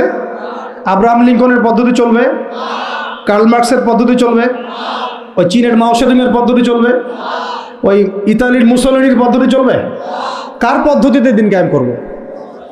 একমাত্র মুহাম্মদ রাসূলুল্লাহ সাল্লাল্লাহু আলাইহি ওয়াসাল্লামের শেখানো সিরাতের সুন্নতেই আগাতে হবে। এখন আগাতে গিয়ে প্রথম কাজ আপনার আমার কি? ইখলাস ঠিক রাখা, রিজিক হালাল করা, নবীর তরিকা ফলো করা, তারপরে দ্বীনের ইলম অর্জন করা। একা একা ইলম অর্জন করবেন? ওলামায়ে কেরাম খুঁজে বের করবেন। ওলামায়ে কেরাম সব জায়গাতেই আছে, আলহামদুলিল্লাহ, এটা আমাদের সৌভাগ্য। আর আপনি দেখবেন যে কারা নিজেদেরকে জাহির করে না, মুহাক্কিক ওলামায়ে কেরাম নিজেকে জাহির করেন না। হকপন্থী ওলামায়ে কেরাম যারা, তারা নিজেদেরকে এভাবে জাহির করেন না, এজহার করেন না যে আমি এত বড় পণ্ডিত, আসো আমার কাছে, এইভাবে তারা কথা বলেন না। তা বরং তারা নিজেদেরকে আড়াল করে চলেন, তারা বিনয়ী হন। এবং আপনারা দেখবেন না যে আহলে ফেসবুক ওয়াল জামায়াতের মধ্যে কার পপুলারিটি বেশি, এইটা দেখতে যাবেন না। আপনারা দেখতে যাবেন বড় বড় ওলামায়ে কেরাম কার পিছনে ছোটেন। মুহাক্কিক আলেম খুঁজবেন কিভাবে? আপনি দেখবেন না যে অমুক ভাই তমুক ভাই, আমাদের এই ভাইরা কার পিছনে ছোটে, বরং আপনি দেখবেন যে হ্যাঁ, বড় বড় ওলামায়ে কেরামগণ কার পিছনে ছোটেন, এবং সেই মূল উৎস থেকে জ্ঞান অর্জন করার চেষ্টা করবেন। ইনশাআল্লাহ তৌফিক দান করবেন, আমিন। এটা ছাড়া আপনারা জ্ঞান অর্জন হবে না, এবং জ্ঞানের সাথে যে আদব সেটাও শিখতে পারবেন না। আদবের সাথে তাআল্লুক হচ্ছে তাসাউফের, সেটাও শিখতে পারবেন না। এবং তাজকিয়ার, এই তাজকিয়া অর্জন হবে না। আল্লাহ পাক আমাদেরকে তাজকিয়া অর্জন করে তৌফিক দান করুন। ইলম শিখবো, তারপরে কাজ হচ্ছে আমাদের আমল বাড়িয়ে দেওয়া। আল্লাহ নবী সাল্লাল্লাহু আলাইহি ওয়াসাল্লাম সাহাবায়ে কেরামকে শুধু জ্ঞান শিখতেন নাকি আমলও করতেন? সবচেয়ে বেশি পরহেজগার ব্যক্তি কে এই উম্মতের মধ্যে বলেন? আমাদের নবী সাল্লাল্লাহু আলাইহি ওয়াসাল্লাম। হ্যাঁ, তিনি তো অবশ্যই। তারপরে আবু বকর রাদিয়াল্লাহু আনহু, ওমর ইবনুল খাত্তাব, আলী ইবনে আবি তালিব, উসমান বিন আফফান রাদিয়াল্লাহু আনহু আজমাইন, প্রত্যেক সাহাবী। তো সাহাবীদের আমল একটু দেখেন, সারাদিন রাত তারা কেমন কি করতেন, কিভাবে কাটাতেন। আমরা আমাদের দিনের একটা বড় অংশ অপচয় করে নষ্ট করি। তারা সময় নষ্ট করতেন না, বরং তারা প্রত্যেকটা সময়কে কাজে লাগাতেন। প্রত্যেক দিন একদিন ওই হাদিসটা আপনারা তো জানেন, একদিন নবী সাল্লাল্লাহু আলাইহি ওয়াসাল্লাম বললেন, আজকে জামাতের সাথে নামাজগুলো পড়েছে কে? আবু বকর রাদিয়াল্লাহু আনহু হাত তুললেন, আমি পড়েছি। আজকে সদকা করেছে কে? আমি। আজকে সওম রেখেছে কে? আমি। আজকে জানাজায় শরীক হয়েছে কে? আমি। এরকম অনেকগুলো আমলের কথা নবীজি বলেন, সবগুলোই দেখা গেল আবু বকর রাদিয়াল্লাহু আনহু করেছেন। সুবহানাল্লাহ, একদিনে সব আমল। এভাবে তারা দিন কাটাতেন, আপনি আর আমি যদি জুমার দিনে মসজিদে আসি তাহলে তো সমস্যা ভাই, আমাদের দ্বারা তো হবে না। আল্লাহ পাক আমাদেরকে যেন ইসলাহ করার তৌফিক দান করেন, আমিন। আমল বাড়িয়ে দেওয়া। এবার দেখেন, এবার এই জায়গাটুকু বুঝেন, নবী সাল্লাল্লাহু আলাইহি ওয়াসাল্লাম দাওয়াতের কাজ শুরু করে প্রথমে কিন্তু প্রথমেই প্রকাশ্যে দাওয়াত কিন্তু দেন নাই। প্রথমে তিনি 3 বছর, কত বছর? 3টা বছর তিনি গোপনে দাওয়াত দিয়েছেন। কত বছর? 3 বছর গোপনে দাওয়াত দিয়েছেন। এখন এই গোপনে দাওয়াত দেওয়ার পরিবেশ আমাদের এখানে দরকার নাই। কেন নাই? কারণ আমাদের এখানে স্পষ্ট দাওয়াত হয়ে গেছে না? এখন তো আমাদের এখানে মক্কার মতো অবস্থা না যে আবার প্রথম 3 বছর গোপনে দাওয়াত দিতে হবে কি? এখন আরো বরং প্রকাশ্যে দাওয়াত দিতে, আলহামদুলিল্লাহ। এই যে বলছিলাম যে এটা আল্লাহ পাকের রহমত যে আমরা এই সময়টা পেয়েছি। এখানে কারো কিন্তু ব্যক্তিগত কোনো ক্রেডিট নেওয়ার সুযোগ নাই। এই যে এখন দাওয়াতের একটা উত্তম প্ল্যাটফর্ম পাওয়া যাচ্ছে, ক্ষেত্র পাওয়া যাচ্ছে, খোলাভাবে কথা বলা যাচ্ছে, এটা কারো রহমত। এটাকে কাজে লাগিয়ে আরো 5 বছর 10 বছর আমাদেরকে দাওয়াত দিতে হবে। কিসের দাওয়াত? দিন কায়েমের দাওয়াত। কিসের দাওয়াত? ইসলাম ব্যক্তি জীবনে আছে, ইসলামকে এখন নিয়ে যেতে হবে সমাজে, ইসলামকে নিয়ে যেতে হবে অর্থনীতিতে, ইসলামকে নিতে হবে রাজনীতির মধ্যে। ইসলাম যখন সমাজে, অর্থনীতিতে, সংস্কৃতিতে, শিক্ষানীতিতে এবং রাজনৈতিক ক্ষেত্রে যাবে, তখন আমরা ইনশাল্লাহ চূড়ান্ত বিজয় লাভ করব। এখন যদি পার্শ্ববর্তী শত্রু রাষ্ট্রগুলো আমাদেরকে আক্রমণ করে, আপনি তো ব্যক্তিগতভাবে জিহাদের ঘোষণা দিতে পারবো না, পারবেন? কিন্তু এখন যদি আপনার হাতে রাজনৈতিক ক্ষমতা থাকতো, তাহলে আমরা দেখাই দিতাম যে একজন সাইফুরকে মারলে কতজনের লাশ পড়ে। একজন ফেলানিকে যদি কাঁটাতারে ঝুলাই দেওয়া হয়, ওরকম 10টা বিএসএফকে মারার ক্ষমতা আমাদের আছে। এই শক্তি সামর্থ্য আমাদের ভাইদের আছে। আমাদের দাওয়াতের কাজ শুধু আমভাবে জনগণের মধ্যে করলে হবে না, পুলিশের মধ্যে দাওয়াতের কাজ করতে হবে, র্যাবের মধ্যে দাওয়াতের কাজ করতে হবে, আমাদের আনসারদের মধ্যে দাওয়াতের কাজ করতে হবে, বিজিবির ভাইদেরকে প্রশিক্ষিত করতে হবে। সবচেয়ে বড় কথা, আমাদের সেনাবাহিনীকে, বিমান বাহিনীকে শক্তিশালী করতে হবে। অত্যাধুনিক অস্ত্র তাদের হাতে থাকতে হবে এবং তাদের মধ্যে সব কিছুই আছে, মাশাআল্লাহ। পটেনশিয়াল আছে, প্রতিভা আছে, শারীরিক শক্তি আছে, ট্রেনিং আছে। ইমানটাকে মজবুত করতে হবে তাদেরকে ইমানের দাস দেওয়া লাগবে। আপনারা যারা শুনবেন এগুলো লেকচার, অনলাইনে গেলে শুনবেন তারা ইনশাআল্লাহ, শুধুমাত্র জাতিসংঘের একটা মিশনকে জীবনের লক্ষ্য বানাবেন না। আপনারা জাতিসংঘের একটা মিশনে যাওয়া আপনার জীবনের লক্ষ্য না। আপনাকে যদি আল্লাহ পাক প্রশাসনিক দায়িত্ব দিয়ে থাকেন, আল্লাহর জন্য শহীদ হওয়াটা আপনার জীবনের সবচেয়ে বড় সৌভাগ্য। এইদিকে আমরা তো তাদেরকে এখন হাঁটাতে পারছি না, কারণ ওই ক্ষমতা আপনার আমার হাতে নাই। ইসলামকে ওই রাজনৈতিক জায়গায় নিতে হলে সিরাতের সুন্নতে আগাতে হবে। আল্লাহ পাক তৌফিক দান করুন। এবার প্রকাশ্যে দাওয়াত শুরু হলো 4 নম্বর বছর থেকে 10ম বছর পর্যন্ত। এই প্রকাশ্যে দাওয়াত যখন শুরু হয়েছে, তখনই ব্যাপক নির্যাতন শুরু হয়েছে, ব্যাপক নির্যাতন। এই অবস্থানটা আমরা পার করেছি বিগত সময়গুলোতে, এখনও পার করছি, তাই না? এই অবস্থাটা কিন্তু আমরা আগেও পার করেছি, এখনও পার করছি। যারাই প্রকাশ্যে পরিপূর্ণ ইসলামের কথা বলছেন বা বলেছেন, কোনো না কোনোভাবে তারা হ্যারাসমেন্টের শিকার হয়েছে, কোনো না কোনোভাবে, ফিজিক্যালি অথবা মেন্টালি অথবা রাজনৈতিকভাবে অথবা মামলা মোকদ্দমা অথবা গুম অথবা একেবারে ক্রসফায়ার অথবা দেশ ত্যাগ, কিছু না কিছু ওদের তাকদিরে নসিব হয়েছেই, তাই না? আর যারা সুরে সুর মিলিয়ে কথা বলেছে তারা পার পেয়ে গেছে। ওই যে বললাম, আগেও তলা চাটা, এখনও তলা চাটা। ওটা হচ্ছে মানে তেল মারা মানহাজ আর কি, তৈলাক্ত মানহাজ। যেই থাকুক, এক্স থাকলেও আমি তেল মারবো, ওয়াই থাকলেও তেল মারবো, জেড থাকলেও তেল মারবো। কারণ তেল মারা আমার জন্য ফরজ এবং তৈলাক্তদের আনুগত্য করা আমার জন্য ফরজ। ওদের বিরুদ্ধে কথা বললে আপনি আবার হয়ে যাবেন খারেজি। কিন্তু সার্জিসদেরকে আবার তারা কিন্তু খারেজি বলে নাই, এটা একটা ব্যাপার আছে। সার্জিস হাসনাতদেরকে কিন্তু তারা ওই সব ওলামা একরাম আবার কি বলে নাই, খারেজি বলে নাই। কিন্তু অস্ত্র হাতে নিয়ে ওরা কিন্তু পুলিশ পিটাইছে, কথা বুঝতে পারছেন? এই কাজটা যদি কোনো মাদ্রাসার ছেলে করতো, তাহলে আল্লাহর কসম করে বলতেছে পুরো দুনিয়াতে এরা রটাই দিত যে আমরা জঙ্গি। এই পয়েন্টটা ভালো করে বুঝেন, এই পয়েন্টটা ভালো করে বুঝেন। যদি এই আন্দোলনটা শুধুমাত্র দাড়ি টুপিওয়ালা মানুষরা করতো, তাহলে সারা মুসলিম বিশ্ব না, সারা দুনিয়াতে এরা রটাইতো মিডিয়া দিয়ে যে বাংলাদেশের মুসলমানরা উগ্র, জঙ্গি এবং সন্ত্রাসী। রটাইতো না? বেশাক রটাইতো। কিন্তু যখন গণতন্ত্রপন্থীরা গণতান্ত্রিক পদ্ধতিতে এই কাজটা করছে, তখন এটা জায়েজ হয়ে গেছে। একই জিনিস, একদল গিয়ে গুলি করা শুরু করলো মাজলুমদের উপরে। তারপরে মাজলুমরা আর থাকতে না পেরে অস্ত্র হাতে নিয়েই ফেললো। লাঠি সেটাও তো অস্ত্র নাকি? এবং তাদের একজন তো বলেছিল, আমাদের পরবর্তী প্ল্যান ছিল যদি তারা স্কিপ না করতো আমরা সশস্ত্র অবস্থান নিতাম, বলেছে কিন্তু মিডিয়াতে একজন, বলেছে না? বলেছে। যাই হোক, এদিকে যখন জালেম আক্রমণ করেছে, তখন মাজলুম তো প্রতিবাদ করেছে, করে নাই? এই আক্রমণের প্রতিবাদের রাস্তায় কিন্তু বহু মানুষ মারা গেছে। জালেমদেরও মরেছে, মাজলুমদেরও মরেছে। কেন পুলিশ ভাইদেরকে কি মারা হয় নাই? কারণ তারা জালেমের পক্ষ নিয়েছিল। সে কি অমুসলিম ছিল না মুসলিম? ও মুসলিম ছিল, কিন্তু কালিমা পড়া মুসলিম, তাই না? সেও কালিমা পড়া মুসলিম, জালেমের পক্ষ নিয়েছে। আর এদিকে আমাদের মাজলুম ভাই, যাদের উপর গুলি চালানো হয়েছে। এখন মাজলুম ভাইরা শেষমেশ লাঠিসোঁটা হাতে নিতে বাধ্য হয়েছে। এবার কনফ্লিক্ট হলো, জালেমও মরলো কিছু, মাজলুম তো মারা গেছে। এখন এই কনফ্লিক্টে কিন্তু আমাদের ইসলামিক স্কলারশিপ অব ইসলামের কিছু কিছু ব্যক্তি, তারা কিন্তু এখানে মাজলুমদের কাউকে কিন্তু খারেজি বলে নাই, বলেছে?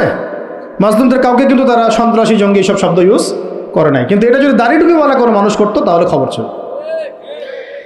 অতএব শুভঙ্করের ফাঁকিগুলো বোঝার চেষ্টা করব। এইভাবে আমাদেরকে ধোকায় ফেলা হচ্ছে, এইভাবে পুরো জাতির তরুণ প্রজন্মের জিহাদি জাজবা ধ্বংস করে দেওয়া হচ্ছে। এইসব থিওরি, এইসব তত্ত্ব দিয়ে, এইসব ফতোয়াবাজি করে পুরা 16 কোটি মানুষের জিহাদি জাজবাটাকে নষ্ট করে দেওয়া হচ্ছে। অন্যায়ের প্রতিবাদ করলেই আপনাকে জঙ্গি বলে দেওয়া হবে, অন্যায়ের বিরুদ্ধে কথা বললেই আপনার উপরে এইসব চলে আসবে। অথচ গণতান্ত্রিক পদ্ধতিতে যখন তারা লড়াই করছে, এটা তখন জায়েজ হয়ে যাচ্ছে। তখন 100টা মূল্যেও জায়েজ, 1000 মূল্যেও সুবহানাল্লাহ। আর এখানে সাইফুর রহমানকে মারা হয়েছে, 2-1 ভাই যদি একটু কড়া গলায় কথা বলে, বাকিরা বলছে এত গলা বড় করার দরকার নেই, আস্তে করে কথা বলেন।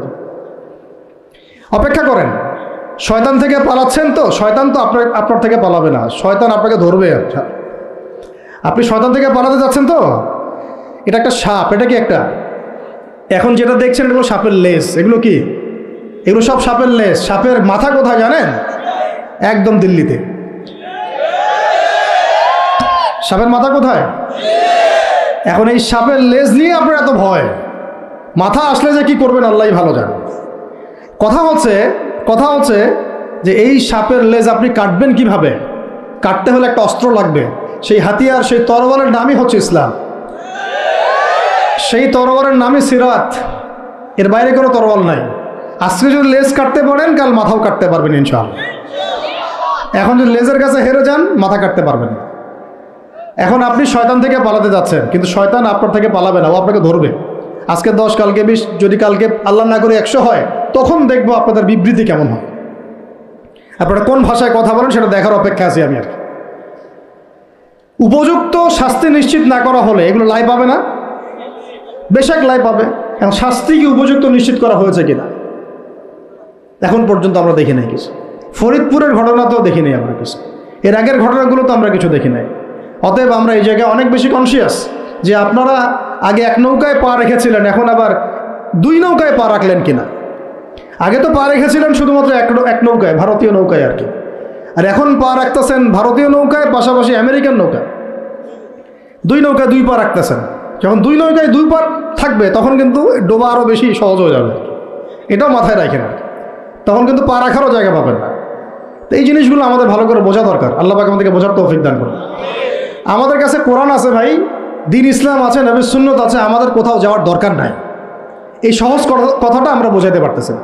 সহজ কথা, আমাদের কাছে কোরআন আছে, হাদিস আছে, রাসূলের সিরাত আছে, সুন্নত আছে, বরেণ্য উলামায়ে কেরাম আছেন, দেশে 16 কোটি মুসলিম তাওহীদি জনতা আছে। কোথাও যাওয়ার দরকার নেই আমরা আমাদের দেশের ভাগ্য ইনশাল্লাহ গড়ে নিতে পারবো ইনশাআল্লাহ। আর কারো দালালি করার কোনো দরকার নেই আমাদের। দুঃখজনক হচ্ছে এত কিছুর পরেও, আল্লাহর কসম, এত কিছুর পরেও এখন পর্যন্ত আমাদের দেশটা ভারতীয় দালাল মুক্ত হইতে পারলো না। প্রত্যেকটা ডিপার্টমেন্টে এখন ওদের দালাল বসেই আছে। ভাই একটা নামাজ পড়বেন আপনি, তো নামাজ পড়ার জন্য জায়গাটা পাক লাগবে না, কাপড়টা পাক লাগবে না? নাপাক কাপড়ে নামাজ হবে? নাপাক জায়গায় নামাজ হবে? একটা প্লেট নিয়েছেন, খাবার খাবেন, বিরিয়ানি খাবেন, তো বিরিয়ানি খাওয়ার আগে প্লেটটা পরিষ্কার করবেন না? প্লেট যদি পরিষ্কার না হয়, সেখানে বিরিয়ানি খাওয়া যাবে? দেশটা তো পরিষ্কার হচ্ছে না। আগে দেশটা পরিষ্কার করেন, তারপরে বিরিয়ানি খাওয়া যাবে ইনশাআল্লাহ। বরং এখন আমরা ওই ময়লাদের সাথে আপোষ করে চলার চেষ্টা করছি, আঘাত করার চেষ্টা করছি। আবার কেউ কেউ তো নিজের গিরগিটি রং পাল্টায় ভিতরে ঢুকে গেছে, টের পাওয়া যাচ্ছে না। আচ্ছা না এরকম? আপনারা সবাই বুঝেন, এগুলো আমি খোলামেলা বলার প্রয়োজন নেই। মূল কথা হচ্ছে, একটা বিষয়কে পবিত্র না করে একটা জমি চাষ করব, আগে আমাকে ওই জমিটাকে সার দিতে হবে, কীটনাশক দিয়ে ওটাকে দূর করতে হবে। জমি পবিত্র না করলে এখানে পবিত্র বৃক্ষ রোপণ করা যাবে না।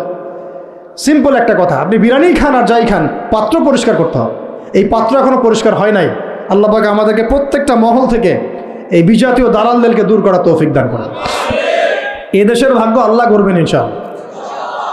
যদি আমরা আমাদের সিরাতের উপর থাকি, রাসূলের সিরাতের উপর থাকি, কোরআন সুন্নাহর উপর থাকি এবং ঐক্যবদ্ধ থাকি, আমাদেরকে পরাজিত করতে পারার মতো কোনো জাতি না ইনশাআল্লাহ, পারবে না ইনশাআল্লাহ। এটা আমাদের কনফিডেন্স থেকে বলা না, এটা আমাদের পূর্ণ ইয়াকিন থেকে বলা। কিন্তু সমস্যা হচ্ছে আমরা ওই রাস্তায় হাঁটতেই পারতেছি না। আল্লাহ পাক আমাদেরকে সেই হিকমা এবং প্রজ্ঞা দান করেন, আমিন। আল্লাহ পাক উপযুক্ত নেতৃত্ব আমাদের সামনে নিয়ে আসেন, আমিন।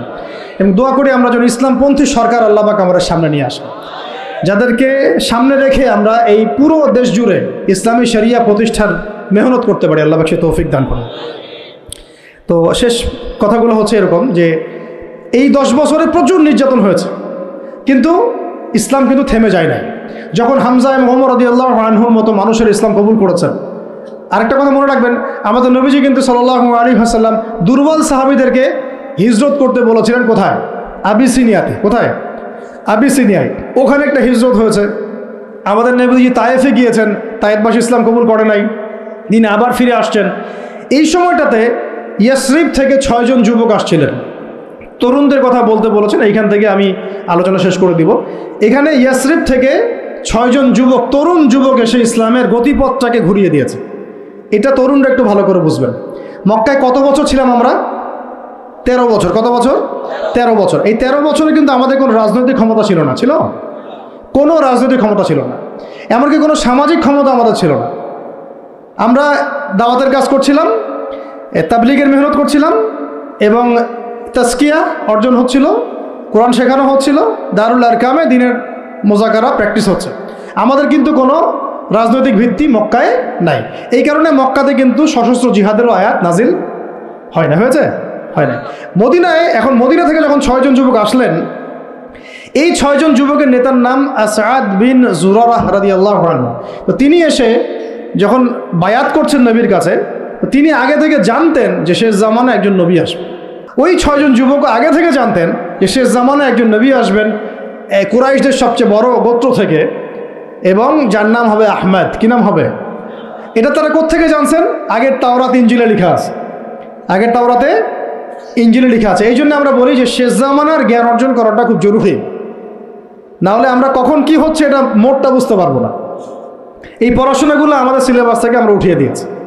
আমি খুব দুঃখ পাই একটা জিনিস দেখলে, ইভেন মাদ্রাসা সিলেবাসে আর আপনাদের শিক্ষা সিস্টেমে তো নাই, জেনারেলদের মধ্যে তো নাই। এখানে তো বললাম 25 বছরের সিরাতই নাই।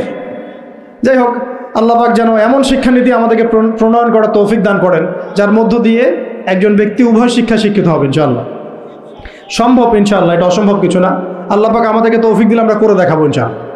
এগুলো আমরা চাপাবাজি করতেছি না, আমরা কোনো চাপাবাজ আলোচক না, এটা চাপাবাজি কোনো কথা না, আমরা করে দেখাতে পারবো ইনশাআল্লাহ।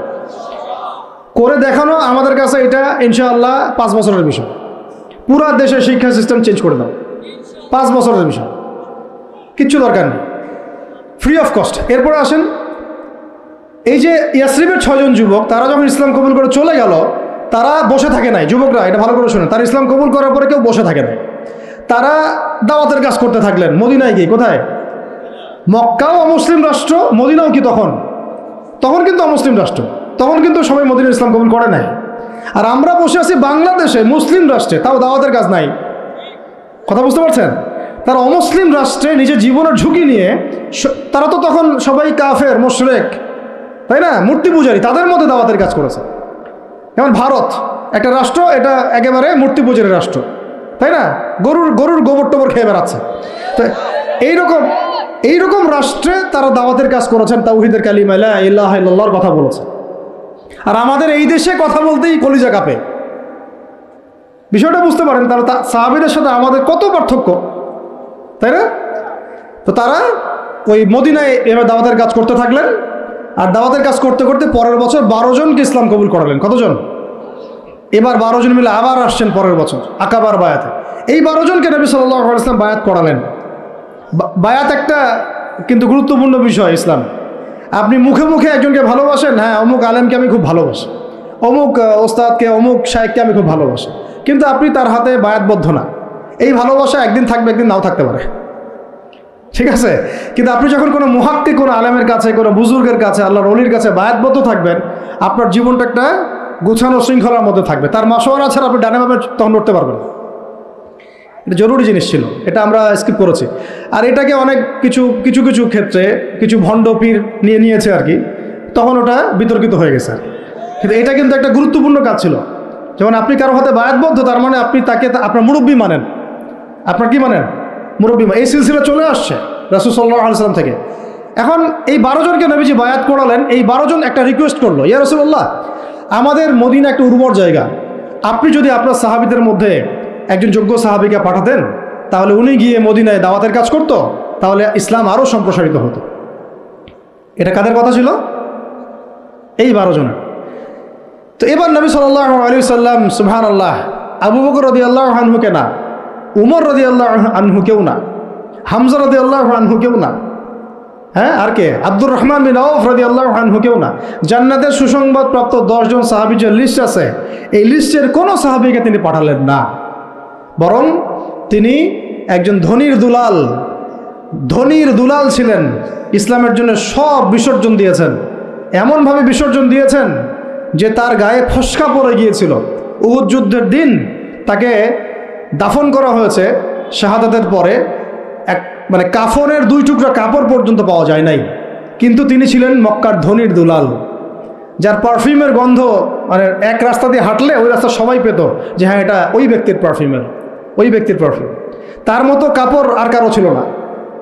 এত লাক্সারিয়াস লাইফ লিড করতেন, বাংলাদেশের সবচেয়ে কোটিপতি ছেলের মতো মনে করেন। এইরকম ধনীর একজন দুলাল ইসলাম কবুল করার পর তার অবস্থা এমন হয়েছে যে তাকে এক কাপড়ে দাফন করা হয়েছে। সুবহানাল্লাহ। তা উহুদের মাঠে। বিখ্যাত সাহাবী, বিখ্যাত দাঈ আল্লাহ, তার নাম মুসআব বিন উমাইর রাদিয়াল্লাহু আনহু। মুসআব বিন উমাইর নাম মুখস্থ থাকবে তো ইনশাআল্লাহ। এগুলো মুখস্থ করার উচিত। বাংলাদেশের মানুষ মানে কি বলবো, যে জয় বাংলা শব্দটা যতবার বলছে সাল্লাল্লাহু আলাইহি ওয়াসাল্লাম ততবার বলে নাই। এমন একটা জাহালাত। যারা আপনারা ধর্মনিরপেক্ষ রাজনীতি করেন, তারা আপনাদের নেতাদের নাম যতবার নেন, রাসূলের নামও ততবার নেন না। আবার আপনারা যারা ধর্মনিরপেক্ষ রাজনীতি করেন, আপনারা আপনাদের নেতার নাম যতবার নেন দিনে, আল্লাহ রসুলের নামও ততবার নেন না। তাহলে কিভাবে আপনাদের দ্বারা আমাদের কম সফল হবে? কিভাবে সফল হবে? কিভাবে জাতিকে আপনি সফলতার পথ দেখাবেন? মুসআব বিন উমাইর রাদিয়াল্লাহু আনহুকে নিয়ে আমাদের গল্প থাকা উচিত ছিল বইয়ের মধ্যে। হ্যাঁ, থাকা উচিত ছিল না? আলাদা কিতাব না হোক, অন্তত একটা চ্যাপ্টার থাকতে পারতো তাকে নিয়ে। ইসলামের ইতিহাসের প্রথম দায়ী মুসআব বিন উমাইর আছে, ওই লারে লাপ্পা আছে বইয়ের মধ্যে, ভংসং এগুলো আছে, LGBT আর কি বলবো, এগুলো আছে বইয়ের মধ্যে। হ্যাঁ, মেয়ে মন চায় ছেলে হইতে, ছেলে মন চায় মেয়ে হইতে। আরে মানে এগুলোকে কি বলবো, এগুলোকে কানে কপালে খালি পিটানো দরকার। হ্যাঁ সত্যি, আসলে জানেন মায়ের উপর কোনো ওষুধ নাই। আমার তো মন চায় এগুলোকে ঢুকাই আমরা আয়নাঘরে, আমাদের আয়নাঘরে ঢুকাই। এগুলো কি শিক্ষা? একটা ছেলের মন চায় মেয়ে হইতে, ওর মন চায় ছেলে হইতে, আর এইগুলা আমাদের ছেলে মেয়েদের পাঠ্যপুস্তকের মধ্যে ঢুকাই দিল। আর আমরা 90% মুসলিম, কিছুই বললাম না, অনলাইনে লেখালেখি করলাম, যে একটা মানববন্ধন করলাম, খালাস, শেষ। তাহলে এখন যদি এই বিপ্লবের পরে পরিবর্তিত বাংলাদেশেও যদি আমাদেরকে এগুলোই দেখতে হয়, তাহলে তো বলবো যে জেলাও সেই কদু হইল। পরিবর্তিত বাংলাদেশের শিক্ষানীতির মতো যদি এগুলোই থাকে, তাহলে তো বলবো জেলাও সেই কদু হলো। কি পার্থক্য হলো? এগুলো পরিবর্তন করতে হবে। আল্লাহ পাক আমাদের ঊর্ধ্বতন কর্তৃপক্ষকে বোঝার তৌফিক দান করেন। আর যোগ্যদের কথা মূল্যায়ন আপনারা করবেন না, যোগ্যদের কথা মূল্যায়ন করবেন না।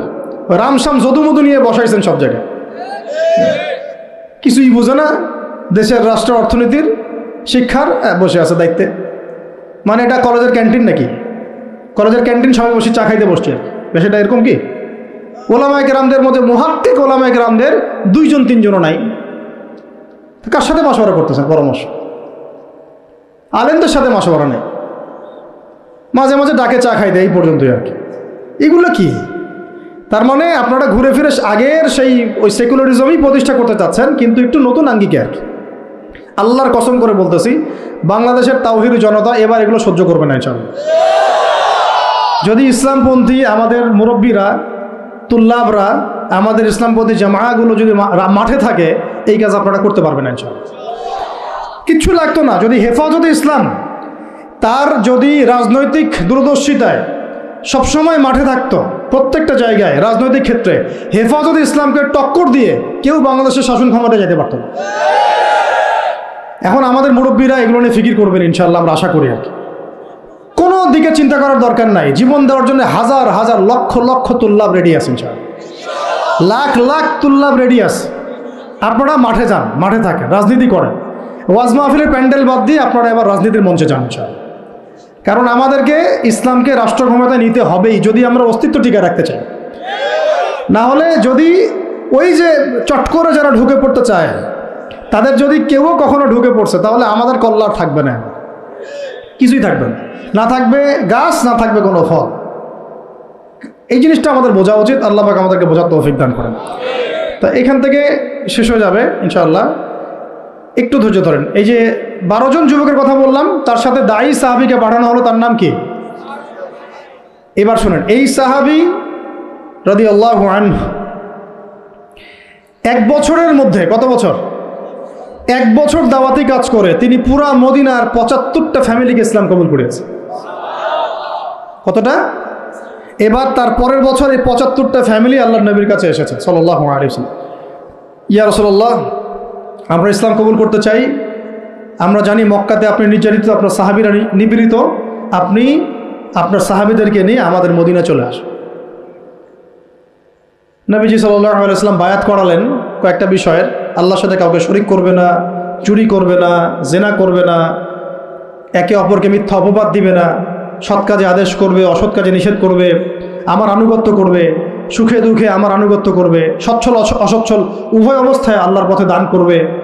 ঠিক আছে, আমি যদি মদিনায় যাই বা যখন যাব তখন আমাকে আর আমার সাহাবীদেরকে এমনভাবে তোমরা প্রোটেক্ট করবা যেভাবে তোমরা তোমাদের স্ত্রী সন্তানকে করো। তোমরা কি রাজি আছো? একজন সাহাবী বলছেন যে ইয়া রাসূলুল্লাহ ফামা লানা ইযা ফাআলনা যালিক, আমরা যদি এটা করি তাহলে কি পাবো? নবীজি বলছেন আল জান্নাহ, জান্নাত পাবে। কি পাবে? জান্নাত পাবে। তখন আয়াত নাজিল হয়েছে, ওই যে সূরা তাওবার 111 নম্বর আয়াতটা, ইন্নাল্লাহা আশতারা মিনাল মুমিনিনা আনফুসাহুম বিআন্না লাহুমুল জান্নাহ। ওই যে ওই আয়াতটা, ইকাতিলুনা ফি সাবিলিল্লাহি ফায়াকতুলুনা ওয়া ইউকতালুন, এই যে পুরো আয়াতটা নাজিল হয়েছে কিন্তু এখানে। এখন এবার হিজরত হলো। এবার একটু বুঝেন ভালো করে, মোবাইলটাতে মনোযোগ দিয়েন না, এক কথা বারবার বলতে কিন্তু ভালো লাগে না আমার। এরপর যদি বের হয় এখানে নিয়ে আসবো স্টেজে, আইনা এখান থেকে কোরআন তেলাওয়াত করতে বলবো সবার সামনে। কথা বুঝতে পারছেন? এবার তারা যখন গেল, মানে সাহাবীরা, যে আপনি আমার আলোচনা কিন্তু মনোযোগটা নষ্ট করে ফেলছেন এই কাজটায়। আউযু বিল্লাহি মিনাশ শাইতানির রাজিম। এবার এই যে 75টা ফ্যামিলি এখন চলে গেল মদিনায়। কোথায়? এই জায়গাটা বুঝেন, এই জায়গাটা আমরা এখন আসতে পারি নাই। বাঙালি জাতিকে এখন এই জায়গায় যাইতে হবে। পুরো নেশনটাকে এখন কোথায় যেতে হবে? এই মদিনা রাষ্ট্রে যেতে হবে। আমরা এখনো মদিনা রাষ্ট্রে যেতে পারি নাই। এবার আমরা 75টা ফ্যামিলি চলে গেলাম মদিনায়। মক্কায় আমাদের কেউ নাই, গুটি কয়েক মানুষ আছেন যারা যেতে পারে নাই, মাযুর। বেশিরভাগ চলে গেছেন কোথায়? মদিনায়। আর কিছু আছেন আবিসিনিয়ায়, কিছু আছেন কোথায়? আবিসিনিয়ায়, কিছু আছেন মদিনায়। এই হলো মদিনায় হিজরত। হিজরত করার পরে মসজিদ নির্মাণ করা হয়েছে। কি নির্মাণ করা হয়েছে? মসজিদ। মসজিদটা একটা পার্লামেন্টের মতো ছিল, শুধু নামাজ রোজার জায়গা না, একটা পার্লামেন্টের মতো, একটা সংসদের মতো। এখান থেকে ডিসিশন পলিসিগুলো মেকিং হতো। তারপরে আনসার যারা ছিলেন সেখানে সাহায্যকারী, তারা হলেন আনসার। আর যারা হিজরত করে গেলেন তারা হলেন মুহাজির। নবীজি আনসার আর মুহাজিরদের মধ্যে ভ্রাতৃত্বের বন্ধন স্থাপন করলেন। এই যে আমাদের দরকার এখন ঐক্যের প্ল্যাটফর্ম। কি দরকার? ঐক্যের প্ল্যাটফর্ম। সেখানে তারা ভূখণ্ড পেলেন, রাষ্ট্র ক্ষমতা পেলেন, ভ্রাতৃত্বের বন্ধন হলো। মুশরিকরা ছিল, তাদের সাথে মদিনা সনদ বা একটা চুক্তি হলো, এটা একটা কনস্টিটিউশন, সংবিধান হলো। এই জায়গায় আমরা এখনও যেতে পারি না। যেতে পারছি? আমাদের সেরকম আলাদা কোনো স্বতন্ত্র ইসলামিক কান্ট্রি নাই, আমাদের সেরকম ইসলামিক কোনো কনস্টিটিউশন নাই, ইসলামিক আমাদের মধ্যে ইভেন ভ্রাতৃত্বের বন্ধনও নাই। ওই রকম কোনো একজন আমির এবং একটা জামা আমাদের মধ্যে এখন নাই। এখন আমরা মদিনা রাষ্ট্র কায়েম করতে পারি নাই। মদিনা রাষ্ট্র কি সেকুলার রাষ্ট্র ছিল? ধর্মনিরপেক্ষ রাষ্ট্র ছিল কি? মদিনা রাষ্ট্র কি জাতীয়তাবাদের আদলে গড়ে উঠেছে বা কমিউনিজমের আদলে গড়ে উঠেছে? গণতন্ত্রের আদলে? মদিনা রাষ্ট্র গড়ে উঠেছে শরিয়ার আদলে, মানে কোরআন এবং সুন্নাহর বিধানের আলোকে। ওখানে কি অন্য ধর্মের মানুষরা ছিল না? ছিল। তাদের সাথে কোনো কনফ্লিক্ট হয়েছে? তাদের অধিকার খর্ব করা হয়েছে? হ্যাঁ, তাদের সাথে জুলুম হয়েছে? না, বরং তাদের সাথে আমরা হৃদ্যতা মহব্বতের সম্পর্ক রেখে চলেছি যতক্ষণ পর্যন্ত না তারা কোনো ফল্ট করেছে। যেমন বনু কুরাইজা ফল্ট করেছে, ওর সাথে যুদ্ধ হয়েছে, বের করে দিয়েছে। বনু নাজির ফল্ট করেছে, ওকে বের করে দেওয়া হয়েছে। বনু কাইনুকা ফল্ট করেছে, ওকে বের করে দেওয়া হয়েছে। যখন যে চুক্তি ভঙ্গ করেছে তখন তার সাথে আমরা আক্রমণাত্মক আচরণ করেছি, শাস্তিমূলক। কিন্তু যতক্ষণ পর্যন্ত ওরা চুক্তি ভঙ্গ করে নাই, আমরা সবাই মিলে একটা ঐক্য সংহতি রক্ষা করেই চলেছি। আমরা কি এখন ওরকম কোনো রাষ্ট্র পেয়েছি? এখন আমাদের সামনে এইরকম একটা মদিনা রাষ্ট্র গড়ার ফিকির করতে হবে। এই জায়গায় যদি ইসলামকে আমরা নিতে না পারি বাংলার জমিনে, তাহলে না হবে মদিনা, আর না হবে সেখান থেকে কোনো মক্কা বিজয়। মক্কা বিজয় কি আগে হয়েছে? না আগে মদিনা রাষ্ট্র কায়েম হয়েছে? তো মদিনা রাষ্ট্র কায়েম করার আগেই আমাদের অনেক আমির সাহেব তারা আবার গণক্ষমা ঘোষণা করছেন। মন খারাপ করেন আপনারা আবার? হ্যাঁ, আমাদের অনেক আমির কি করছেন? গণক্ষমা ঘোষণা করছেন। আপনি তো মক্কা বিজয় করেন না এখন যে গণক্ষমা ঘোষণা করবেন। কেন গণক্ষমা ঘোষণা করবেন? কোন অধিকারে, কোন রাইটসে? তারা তো জুলুমের উপর জুলুম করেছে, জুলুমের উপর জুলুম, হত্যার উপর হত্যা, গুমের উপর গুম, খুনের উপর খুন, ক্রসফায়ারের উপর ক্রসফায়ার। আপনি কে গণক্ষমা করার? এটা তো জনগণ করবে। আপনাকে তো একা অথরিটি দেওয়া হয় নাই। আর আপনি তো মদিনা রাষ্ট্রের আমিরও নন, আর মক্কা বিজয়ের আমিরও নন। এই যে অতিরিক্ত ডিপ্লোমেসি অ্যাপ্লাই করতে যান আপনারা, গণতান্ত্রিক রাজনীতি যারা করতে যান, আপনারা সিরাতের সুন্নত থেকে হারায় যান। এ সিরাতের সুন্নত না। আমাদের এখন চাইতে হবে মদিনা রাষ্ট্রে। তো মদিনা রাষ্ট্র কি এটা আগে বুঝবেন।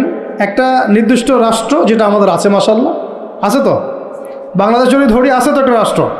লাগবে জনসংখ্যা আছে তো, লাগবে মুসলিম সংখ্যাগরিষ্ঠতা আছে তো, লাগবে মুসলিমদের মধ্যে ভ্রাতৃত্বের বন্ধন, এইটা হয়তো নাই। এটা আমাদের করতে হবে। যে ভ্রাতৃত্ব জায়গায় দুর্বলতা সেটা অচিরেই ঘুচিয়ে ফেলতে হবে। আল্লাহ পাক তৌফিক দান করেন। লাগবে ইসলামিক সংবিধান আছে? নাই।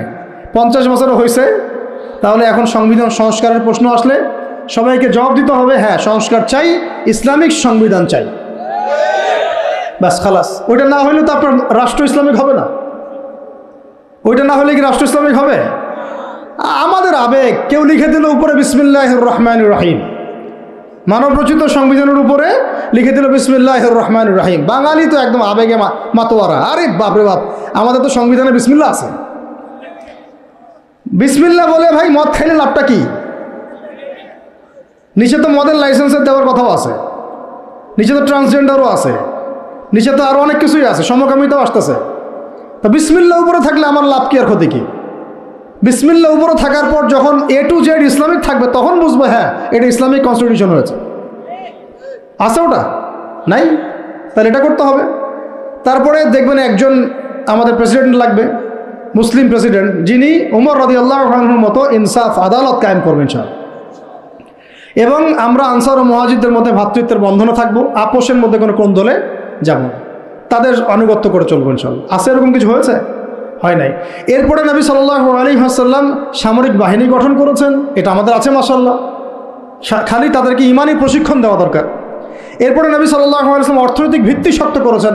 আমাদের দেশে অর্থনৈতিক ভিত্তি শক্ত করার সুযোগ নাই? অবশ্যই আছে, এবং আমরা এটা করতে পারবো ইনশাআল্লাহ। এরপরে নবী সাল্লাল্লাহু আলাইহি ওয়াসাল্লাম সীমান্ত সুরক্ষা করেছেন। সীমান্ত সুরক্ষার আমাদের বাহিনী নাই? করতে পারবো ইনশাআল্লাহ। এরপরে তিনি করেছেন অস্ত্রশস্ত্র তৈরি করেছেন দেশের মধ্যে, মদিনাতেই তৈরি করেছেন। বদর যুদ্ধ করতে যাওয়ার সময়কার অস্ত্র কোথায় পেয়েছেন? তারা কিনেছেন কারোর কাছ থেকে? তৈরি করেছেন কোথায়? মদিনায়। তো আমরা আমাদের দেশে বিশ্বমানের অস্ত্র তৈরি করতে পারি না? করা হয়েছে বিগত 50 বছরে? হয় নাই। তারপরে সারিয়া অভিযান হয়েছে। প্রথমেই কিন্তু গাজওয়ায়ে বদর হয় নাই, প্রথমেই কিছু কিছু সারিয়া হয়েছে। টহল বাহিনী পাঠিয়েছেন নবী সাল্লাল্লাহু আলাইহি ওয়াসাল্লাম, দেখো ওইখানে কাফেলা আক্রমণ করো, ওইখানে কাফেলা আক্রমণ করো। এবার ইসলাম আর ডিফেন্সিভ চিন্তা করে নাই, বরং ইসলাম সেনাবাহিনী প্রেরণ করেছে বিভিন্ন জায়গায় যুদ্ধের জন্য। অনেকগুলো সারিয়া হয়েছে, প্রায় 8টা-10টা। তারপরে আবু সুফিয়ানের কাফেলাকে আক্রমণকে কেন্দ্র করে বদরের যুদ্ধ হয়েছে। যুদ্ধের ঘোষণা কে দিয়েছে? নবী সাল্লাল্লাহু আলাইহি ওয়াসাল্লাম নিজে দিয়েছেন। সাহাবীরা যুদ্ধ করেছেন। রাষ্ট্রপ্রধান কি সিংহাসনে বসে বসে খালি আদেশ করেছিলেন, না নিজেও মাঠে উপস্থিত ছিলেন? আদৌ দেখেছেন এমন কাউকে আমাদের প্রেক্ষাপটে? বরং এখনকার রাষ্ট্রপ্রধানরা নেতাকর্মীদেরকে লেলিয়ে দেয়, অবস্থা খারাপ দেখলে নিজে হেলিকপ্টারে পালিয়ে যায়। নবী সাল্লাল্লাহু আলাইহি ওয়াসাল্লাম নিজে যুদ্ধের মাঠে গিয়ে যুদ্ধ করেছে, এটা ছিল তার সুন্নাত। একটা দুইটা, মিনিমাম কয়টা বলেন দেখি? 50-এর বেশি যুদ্ধ তিনি নিজে সশস্ত্র ভূমিকা দিয়ে করেছে। বাকি তো তিনি পাঠিয়েছেন মাশাআল্লাহ সাহাবীদেরকে। ইন টোটাল প্রায় 80-85-এর মতো সারিয়া হয়ে গেছে। যাই হোক, এই মদিনা রাষ্ট্রের আদলে আমরা কিন্তু কোনো রাষ্ট্র এখনো করতে পারি নাই। মদিনা রাষ্ট্র গড়ার পরে আস্তে আস্তে পররাষ্ট্রনীতি হয়েছে, বিভিন্ন গোত্রে গোত্রে দাওয়াত বাড়ানো হয়েছে। এরপরে আস্তে আস্তে মুসলিমদের রাষ্ট্রের আয়তন বাড়তে থাকছে, অর্থনীতি সমৃদ্ধ হতে রয়েছে। পাশাপাশি আমরা ওই হেরাক্লিয়াস, রোম সম্রাট হেরাক্লিয়াস, পারস্য, এইটা ওইটা পুরো বিশ্ব রাজনীতি তখন আমরা কাঁপায় ফেলছি। এক পর্যায়ে হুদাইবিয়ার সন্ধি হয়েছে, এই সন্ধির পরবর্তীতে তাবুক হয়েছে, মোতা হয়েছে, নবীর ইন্তেকাল পরে ইয়ারমুকও হয়েছে। এর মাঝখানে আপনার ওই চুক্তির যে দফাগুলো ছিল হুদাইবিয়ার, ওটা ভঙ্গ করার কারণে মক্কা আক্রমণ করা হয়েছে, মক্কা আমরা বিজয় করেছি। এটা সংক্ষেপে বললাম, ইনশাল্লাহ কোনো একদিন আরও বিস্তারিত কথা হবে। মূল কথা হচ্ছে এই যে মদিনা রাষ্ট্র থেকে মক্কা বিজয় এই পর্যন্ত কিন্তু অনেক ঘটনা ঘটেছে। আবার বুঝেন, মদিনা রাষ্ট্র থেকে মক্কা বিজয় এইটুকুর মধ্যে কিন্তু আরও অনেক ঘটনা ঘটেছে। আরও অনেকগুলো যুদ্ধ হয়েছে, জনসংখ্যা বেড়েছে, দেশের আয়তন বেড়েছে, পররাষ্ট্রনীতি অ্যাপ্লাই করা হয়েছে, হ্যাঁ, অর্থনীতি সমৃদ্ধ করা হয়েছে। তারপরে হুদাইবিয়ার কাছাকাছি ওমরা করতে আসার সময় তারা বাধা দিল, আমরা সন্ধিতে গেলাম, তাই না? 10 বছর কেউ কারোর সাথে যুদ্ধ করবো না, তোমার কেউ আসলে আমি ফিরাই দেবো, আমাদের মুসলিমদের কেউ গেলে ফিরাই দিবে না, ঠিক আছে? এরকম কিছু চুক্তি ছিল হুদাইবিয়ার মধ্যে। তো চুক্তির ধারাগুলো ভঙ্গ করেছে কোরাইশরা যখন চুক্তির ধারা ভঙ্গ করেছে, ওই ধারার ভঙ্গকে কেন্দ্র করে মক্কা আক্রমণ করা হয়েছে, মক্কা বিজয় করা হয়েছে। এরপরে মক্কা, মদিনা, তায়েফ, তাবুক সমস্ত এলাকায়, এই পুরো এলাকাটায়, এটাকে আমরা বলি জাজিরাতুল আরব। কি বলি? শুধু মক্কায় না, পুরো মক্কা, মদিনা, হেজাজ, নাজদ, জাজিরাতুল আরব পুরা, ইভেন ইয়েমেনের সীমান্ত পর্যন্ত, বাহরাইনের সীমান্ত পর্যন্ত পুরো জায়গাটায় নবী সাল্লাল্লাহু আলাইহি ওয়াসাল্লাম জীবিত থাকা অবস্থায় কি হচ্ছে? ইসলাম শুধু কি ব্যক্তি জীবনে প্রতিষ্ঠা হয়েছে, রাজনৈতিকভাবে প্রতিষ্ঠা লাভ করেছে। এই হলো সিরাতের সুন্নতের দিন কায়েমের একটা চূড়ান্ত বাস্তবতা, যা আমাদের নবী আমাদেরকে দেখিয়ে গিয়েছেন সাল্লাল্লাহু আলাইহি ওয়াসাল্লাম। এখন কথা হচ্ছে যে মক্কা বিজয় তো অনেক দূরের কথা, ওটা তো অনেক পরের কথা। আমরা কি আমাদের রাষ্ট্রটাকে মদিনার আদলে সাজাতে পেরেছি কিনা? মদিনার আদলে রাষ্ট্রটাকে সাজাতে পেরেছি? এখন আগে সিরাতের আলোকে আমরা এই রাষ্ট্রটাকে মদিনা বানানোর চেষ্টা করি, আল্লাহ পাক তৌফিক দান করুন। তারপরে যখন মদিনা হবে ইনশাআল্লাহ তাআলা, মদিনা হলে পরে দেখবেন এটাকে কেন্দ্র করে আমরা আশেপাশের যে কন্টিনেন্টগুলো আছে এইগুলো একদিন জয় করবো ইনশাআল্লাহ। ওরা মানচিত্র পরিবর্তন করতে যাচ্ছে, মানচিত্র পরিবর্তন হবে ইনশাআল্লাহ, তবে ওদের হাতে না, আমাদের হাতে হবে ইনশাআল্লাহ। এটা কিন্তু গাল গল্প না, হাদিসে অনেক ইঙ্গিত আছে। আমি হাদিসগুলো নিয়ে আজকে আলোচনা করতেছি না, হাদিসে এরকম অনেক ইঙ্গিতই আছে।